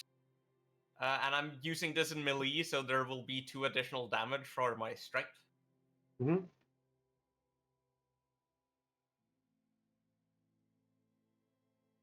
That guy. Oh yeah! Hey, first Wow. first crit of the season. Oh damn. Nice. And that is And yeah, because and add 2 more and then double. yeah, 2 more from the. Was that the From courage? strength. Oh yeah. No, that is because I'm using it in melee, so my strength Yeah. is added, but I haven't made a roll Gotcha. for that. Gotcha. Because I have to make all rolls custom. Gotcha. I will then just click the double, and then I will subtract 4. And 4 more damage. Jesus Christ. Big crit! Big crit indeed. Nice. I mean, when you crit and roll max damage, those are big crits. Yeah. I assume that was all your actions? That's max damage roll, yeah. I assume that was all your damage? All your actions, I mean, sorry. That was my 1 movement action and 2 hit actions. Gotcha. So, Yep. Sarah. Sarah is going to sneak out this and sort of lean out. Yep. Try to get a sneaky little pot shot at this thing. Yep. So do I get it off guard? Yes. For How being a sneaky little sprite. is there a way from me? Off guard I is guess F. state, isn't it? Yeah, just press F. Just hover over it and press F, and it'll do it. Because that is something you have to apply a lot of. I don't see any symbol or anything. Press pressing. Oh, what the fuck? Have they changed this? Yeah, they must have changed it. Now it doesn't work apparently. I can. Alright, well, I guess you have to go into the status. Yeah, I saw off guard as a condition. I can back it on. Yeah. All right, and then I'm going to spell strike with Gorging Claw. So she draws a rune in the air with the tip of her pistol, as she quietly mumbles to herself, breathes out, takes the shot. Oh, there actually is a fucking animation to it you've added. Oh wait, is there? Hang on, I'm supposed to be here, but I doubt that. I doubt that a 13 would hit. Yeah. I think I'm going to re-roll that with the hero point then, because we need to kill this. Well, Triek will actually have a chance to do it. So I think I will. Near death. It doesn't have a lot of HP left. Yeah, I think I'll leave. I'll let Triek get the kill. So I'm gonna let that go. Mm-hmm. And that's my turn. Yeah, because that was used. 1 action to move, 2 actions to spell strike. Yes. Thank you. What does it look like when you spell strike? As I said, I basically draw a rune with a pistol in the air that sort of forms, and then the tip of my pistol starts to glow. And then when I shoot, the bullet is like a tracer round almost that zooms past. It would have looked a bit different if, but yeah, you didn't see the hit. No. Yeah, Ike. Yes. Yeah. So I can run and deal with the. I know we need to deal with the fucking Minotaur now. You're the only one who gets to do it. Let's deal with Unless it. you didn't hear, in case you didn't hear what everyone else said, the Minotaur is about to crush the other team, and he is next in the turn order. So yeah, okay. I will try and deal with it. I will flurry of blows. Where is my flurry of blows? There. Target you. It's already flat-footed, so feint doesn't do anything. That's kind of good. And that one. Oh,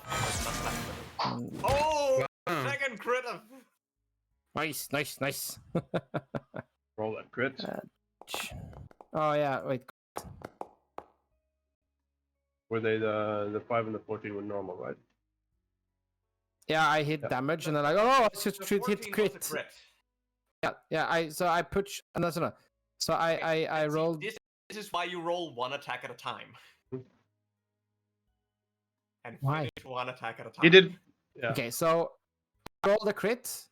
Then I clicked the damage button, and then I heard you say click the critical button. So I quickly clicked the critical button, and then the damage showed up and the critical showed up. Right.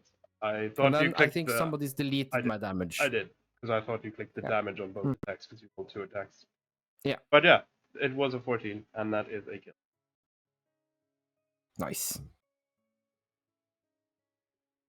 So, yeah, I noticed a lot of my plugins aren't working though, because the crit from Runa, from Rai, should have applied blood to the scene, which it didn't. There is blood. Oh. there was existing Yeah, blood. I see it on the stream. It's not on my GM view though. That's weird. Yeah, and also I saw none of the Oh. animations. So Maybe you've turned them off. I shouldn't have. But yeah, I'll have to Mm. check.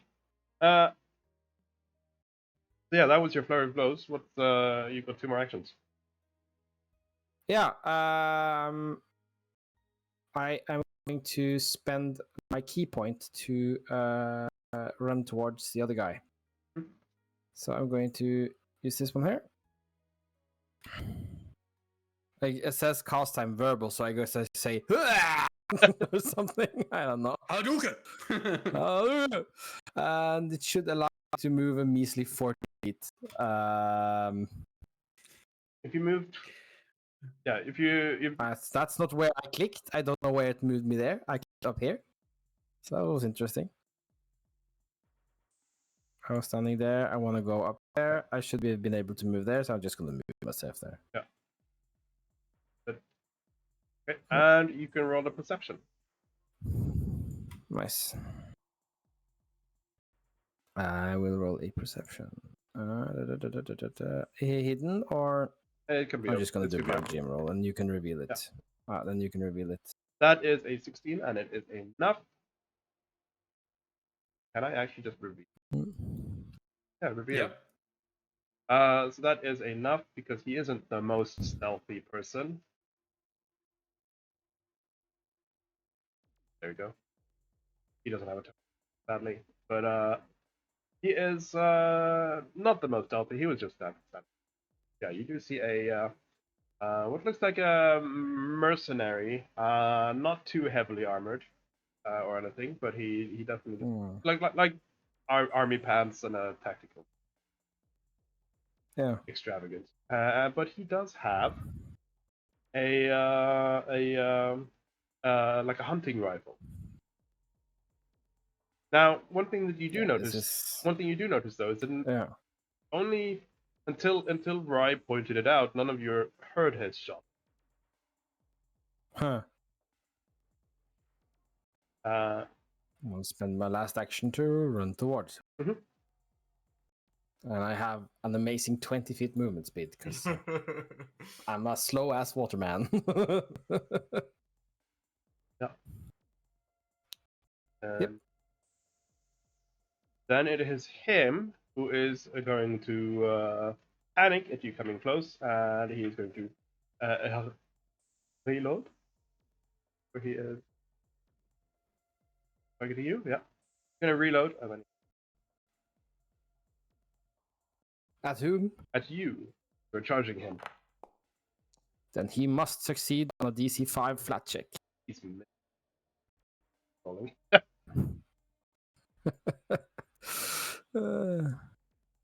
Kaito. Yes. I'm going to look at who looks the most hurt at the moment and like risk of like dying and bleeding out. That would be whoever is at the front of the bus, because he is just about to get crushed, and I will let you pick which one that is of the 4. So who here has a broken leg?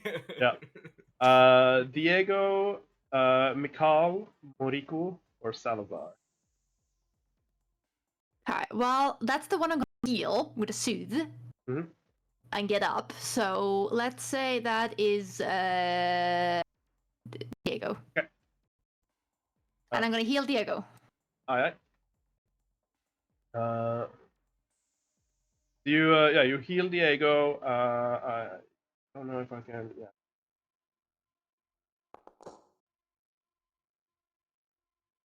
That's the. He doesn't have a token, so you know. Yeah, he doesn't. But that's his healing. And then I'm just trying to shake the one that's closest to me, Yep. which let's say is Moro. Mm-hmm.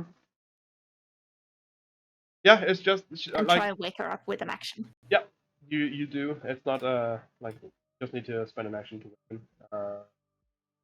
But yeah, you wake up Monaco and Diego and I wake Mariko and Diego, yes. yeah. So, And Diego has health now. yeah, So. so Diego has health. So he actually crawls away from the bus. It's like trying not to be too stereotypical here, or it's, but he's like, ah, puta madre! What the fuck was that? Yeah. And he will, let's see, is he on his quote? Diego. He is going to basically just crawl over and start pulling the can't select quote unquote body anymore. But he's gonna pull the second one who's on the bus away. And he is gonna look around. Well, no, he's just gonna pull the person out. Moriku is gonna wake up and arigato, and she looks around and will say to you in Japanese. She's gonna say,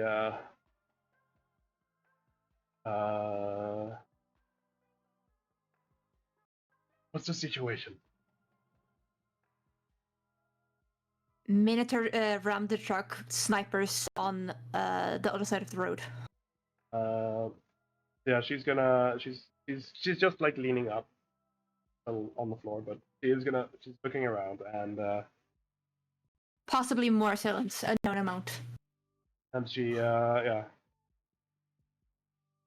and she also then says, oh, civilians, and she points to the north. I shake my head. She points to wait, direction. North. Well, the north side of the map is upwards. She points, and says, "They won't be far. Let's secure the premises." And she coughs a bit of a blood, and you, as you look, you do see there is you're not far from a town. There is buildings down the road. Yep. So they might have noticed the crash. Yeah. Is that your turn? I am out of actions, so yes. Yep. Right. Well, I got nothing for this long distance other than that. running. So remember to reapply your thing. Yeah. There is an easier way to do it, by the way, is that you go into your character sheet and effects and then edit the effect to add more rounds. But I'm fairly certain I'm outside of the 60 feet, so I wouldn't have the effect after running 90 feet. No. It's not a consistent aura. As long as you were there when it was originally applied, you still have it. Ah, okay. I'll do that later. I'll make a version that is one round and one that is 3 or 4 because it could be varying degrees. You can have Lynn give you what she uses for Bloodlords because she has like a bunch of them.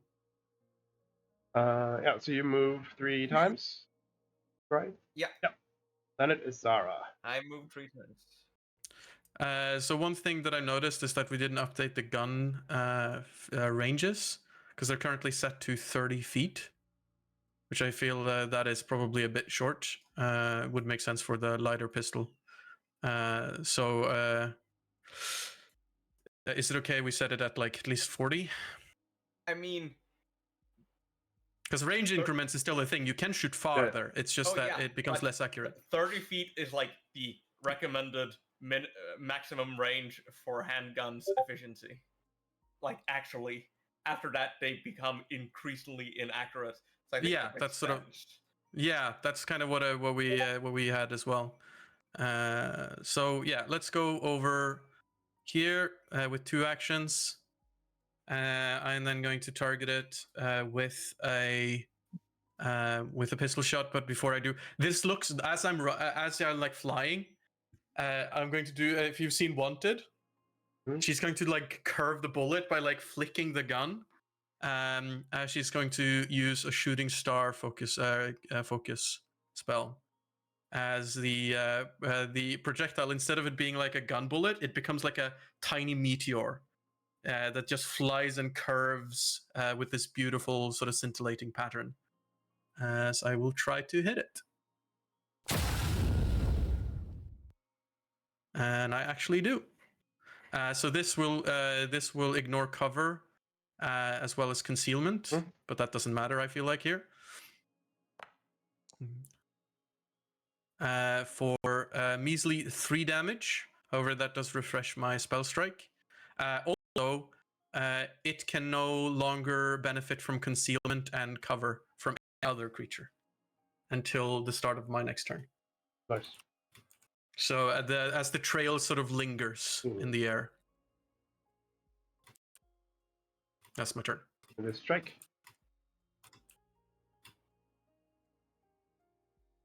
I do actually have a.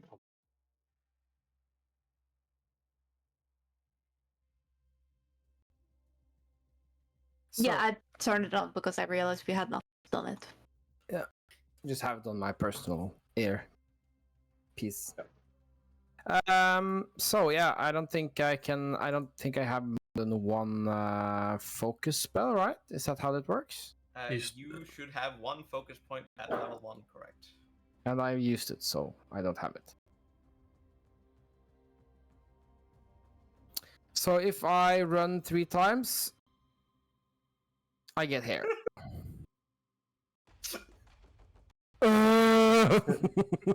For fuck's sake. I'm sorry, but that's funny. You know what? Can I throw my gun at them if Yes, I don't you can, run the entire you can distance? use your gun as a improvised thrown weapon. Yes, I would like to do this. And it's How just do I do this? a dex check, basically. Which, to be fair, Can I just roll my fist? Because that should be using 30. I'm trained, though, so I can turn that off. Yeah, exactly. exactly. I can just turn it off. True. This is the right one. Yeah, there you go. That actually is correct. You selected the Minotaur, though, not the actual... yeah, but that's the roll fine. is still the same.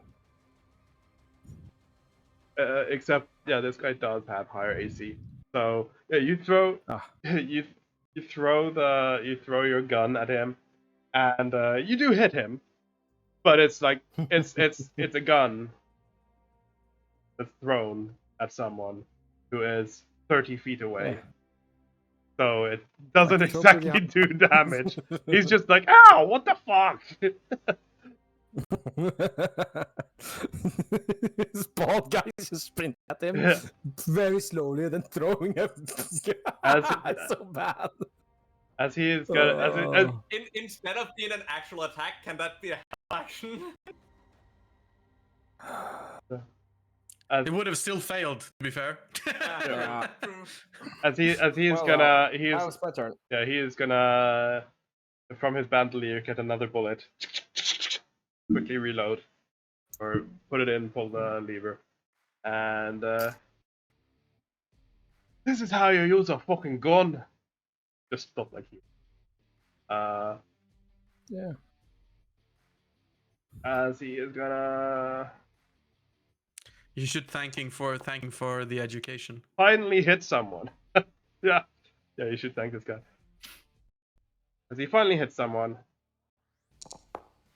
Who is this someone? Strike. You can. You will see it in the chat who is targeted. Ooh, Jesus. Kaito. Yes. Can I wake the other person that's beside me with an action? Yep. This guy? Yep. With Diego waking someone as well, that means they're all awake now. Okay. I tell them we need to get rid of the Minotaur before people see it. Let me just. Can anyone also call? Do we have a way to contact the Direwolf HQ?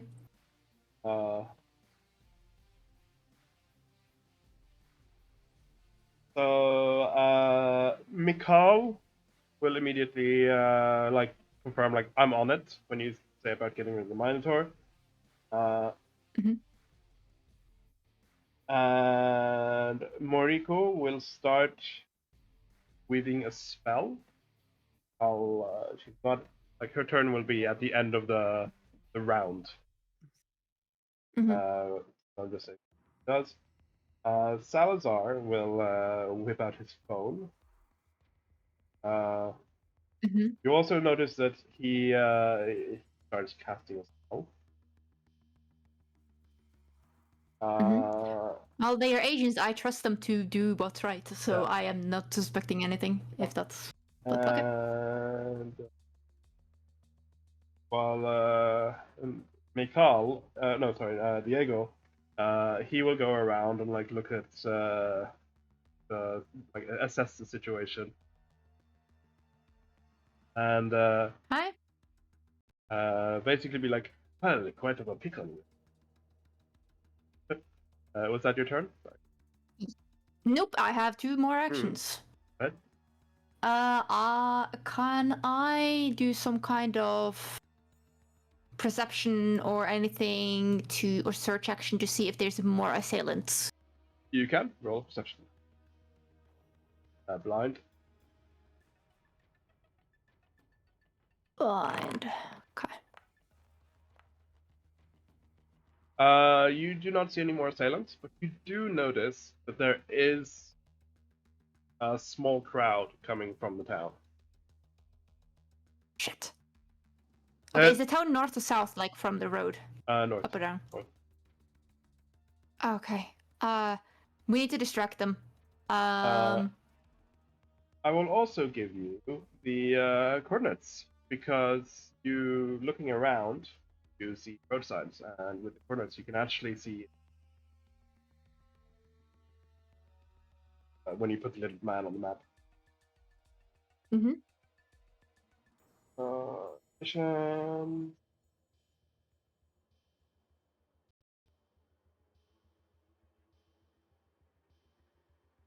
I'll just put this straight into Discord chat.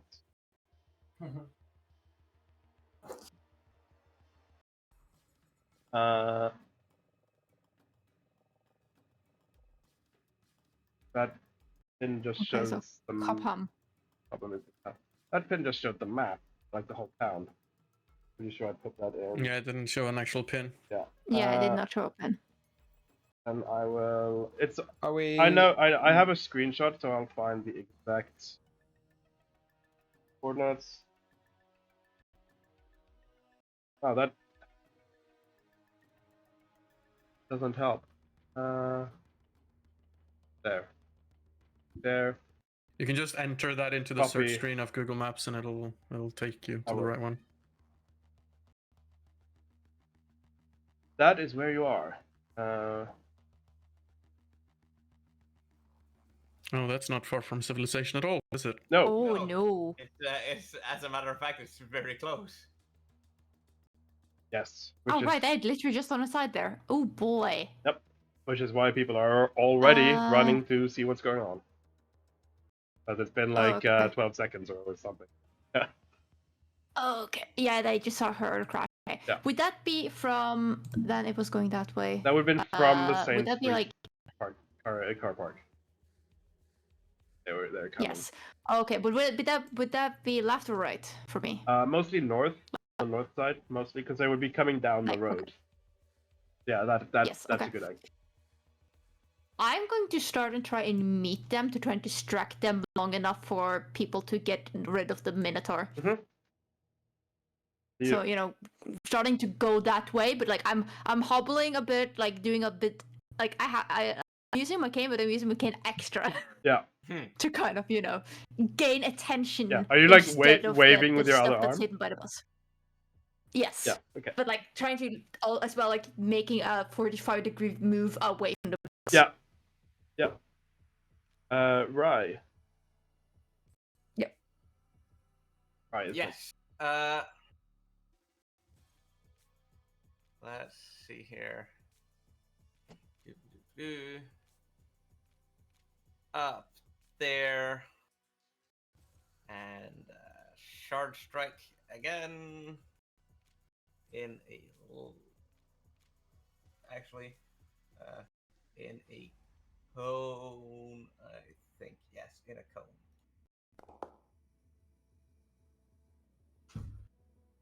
Is half? Yes, half damage. The reason I can't see it on far, so I have to.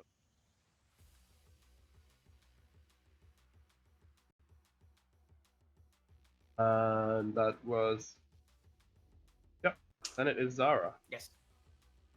Sarai just looks back and sees Kaito just coming out of the bus, seemingly going towards the civilians. She throws a glance at the upcoming civilians as well and goes, "Ah, shit," and looks towards Rai. What sort of clothes are Rai wearing?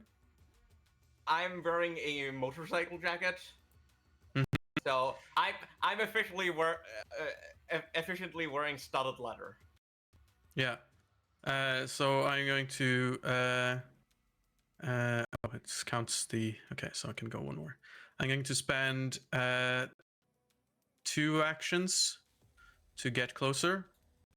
And I go, Right, civilians are coming. I'm gonna need you to hide in your clothes once we're done. And try to get him alive. I know me shooting him right now is going to be rather counterproductive to that point, but I'm betting he's gonna survive, right? And I look at the guy. You better survive this. So I'm gonna shoot him with my gun. Yeah.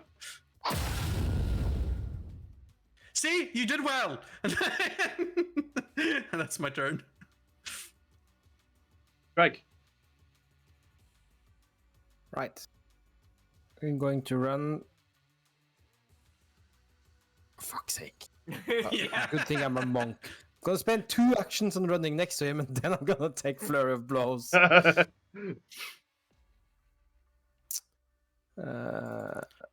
It's fun being slow boy, eh? I also have 20 feet. It's absolutely unfun. This is non-lethal, by the way, for what it's worth. I should have hero pointed the first roll, but maybe that's a bit late now. Can I hero point the second roll then? Hero point the first one? I would rather hit that one. Hero using a hero. I mean, 17 should not be enough because it wasn't earlier. Nope. Still a miss, sadly. Yeah, that is my turn. He is going to drop his rifle and have a stab at stabbing you. You and what knife? That knife. You just brought a knife to a fist fight. Yeah, you easily just deflect his. You're basically just up in seat.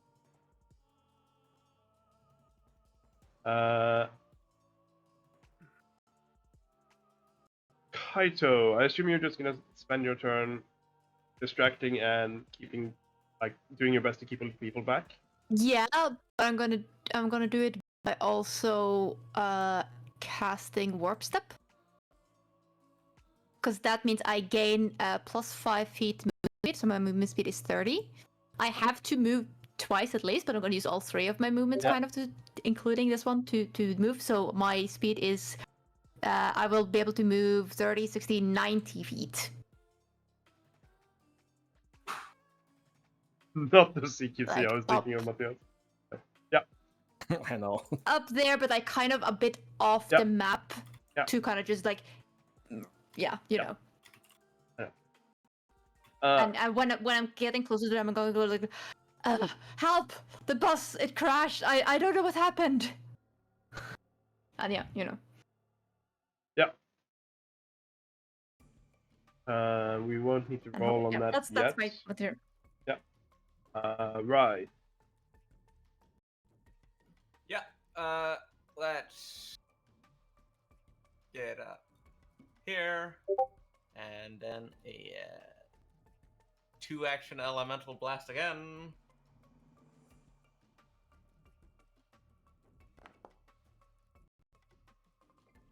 Hey. So weird seeing 1 to hit. +2. So, for damage. Hmm. I still haven't made a melee version of this. I will make that's ready for next session. That's fine. Fair. Wrong button. My buttons are probably just. Because he is. Yeah, none of my buttons on it. He's dead. Ah, well, Was or that non-lethal or what? I can't do non-lethal damage. You incinerated him. If you do... No, I can't do non-lethal damage with any of my kinetic things. Okay. It is literally impossible till I hit level 4. Ah, okay. I'm gonna quickly reload. I'll assume by this point the We have other to people round you said they were off. doing stuff. Yeah. What? Yeah, we have to round off the session. So. Yeah, we're a bit over time. Yeah. No, I was. I will do a quick summary now. Because after you finish off this guy, you see the other team has begun clearing the Minotaur. When suddenly they're like, "What is going on?" As you all turn towards them and you see the Minotaur is fading and dissolving. But this was just a test, wasn't it? As Zara you look, just sort of, as you look back, you see the sniper is no longer there. Not only that, but even the bus itself begins fade, dissolve. As you are indeed all sat in a classroom, looking at each other. You redid fucking session 0 from season 1. Hey, we even got the hero fellow humans in there. Yeah. That's kind of good. Yeah. So as you fade Um, into the classroom, there is the last person I want to introduce is there. Splash screen. As this guy greets you. Captain Magnus Moen. As he says, well, you only just barely passed that test. But welcome to DIREWOLF, I suppose. And Sarah just slumps her head down onto the desk.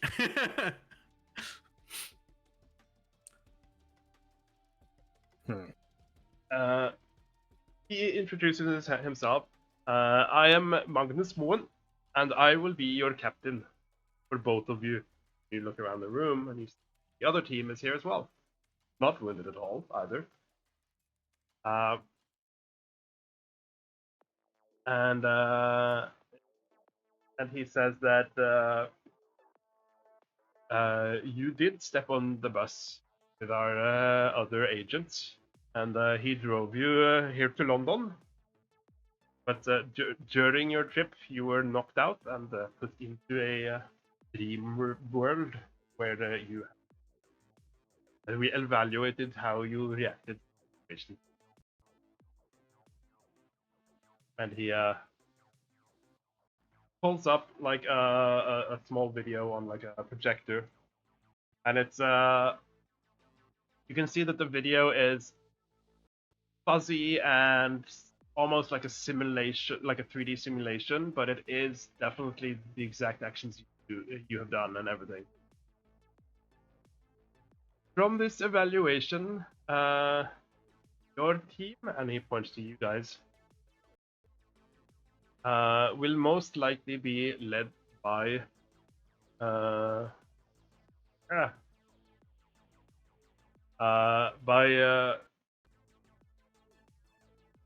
I keep forgetting the names. Mr. Furukawa. As you were the only Hyper one, blinks. to handle the situation with the non-veiled people coming to the streets. It is also very clear that you all need to go to a shooting range to learn how guns work. And kind of because your ranged evaluation was crap. Well, if you would give me like proper guns, like this is shit, and I like try to pick up my gun, but it's not there. It's like, oh.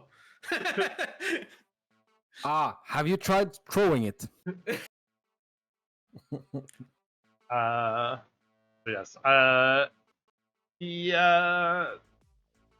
gives you. I'm gonna do it in Mako because we need to speed up. But he basically just gives you a quick introduction to who he is and stuff. And he is basically your handler, your mission person. He is the person who will be giving you your assignments. And he will also be giving assignments to the other team, and a couple of more teams as well, which is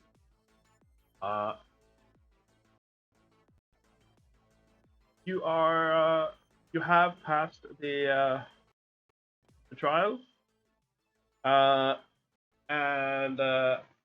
as he pointed out, it will be Kaito who is technically the team leader, though that is mostly just on paper. You are, of course, four of you, but like Godfrey was in season 1 start, basically the missions will come to Moen, Magnus, and then he will assign it to your team in Kaito, and then you go on the mission, right? Mm-hmm. Basically how that was, and yeah, that was also fully based on which one of you realized that you're in the middle of a road. I think that fits. Just so happened to be Kaito. We're being attacked. There was threats. Threats are more important than the veil. Well, yeah. To be fair, if the Minotaur was still alive when the people came, that's a double threat. Yeah. So yeah, that was the session 0. As after this, you will be put through a short the academy, learn everything you learn about DIREWOLF. Does that gain XP? That indeed makes you level 2. Hey. as the course you're going through at the academy is at least a year long. We just played because what we just played was last year when you were introduced. So the actual campaign will take place in 2023, but give me a Minotaur. But this was like your introduction. So that means yes, you are level 2, level up. And anything relating to your backstory and stuff that is important for you that was not covered now. I know Rai had a couple of things to explain her archetype, for example. That will then happen during, like, after this session. Yeah. Good. Because time has passed. When session 1 starts, you will be actual agents. Now you were on your way to the academy. Yeah. So yeah, that was session 0. Nice. And it's very good to be back. Yes. Since we are a bit over time, I'm just going to wrap up very quickly. We do have some stuff to Yes, do please. off screen, but that is should go pretty quick today. So first off, for the stream, thank you everyone for subscribing. It was very nice, and it's good to be back with DIREWOLF. Hope we get a fairly regular session. Schedule, Gary, and we did have an availability in 2 weeks, wasn't it? I think. If we Sounds correct. confirm that, we will have to discuss after the stream is over. But that is the 10th. Thank you everyone for watching, and I will. Bye. Bye. Bye.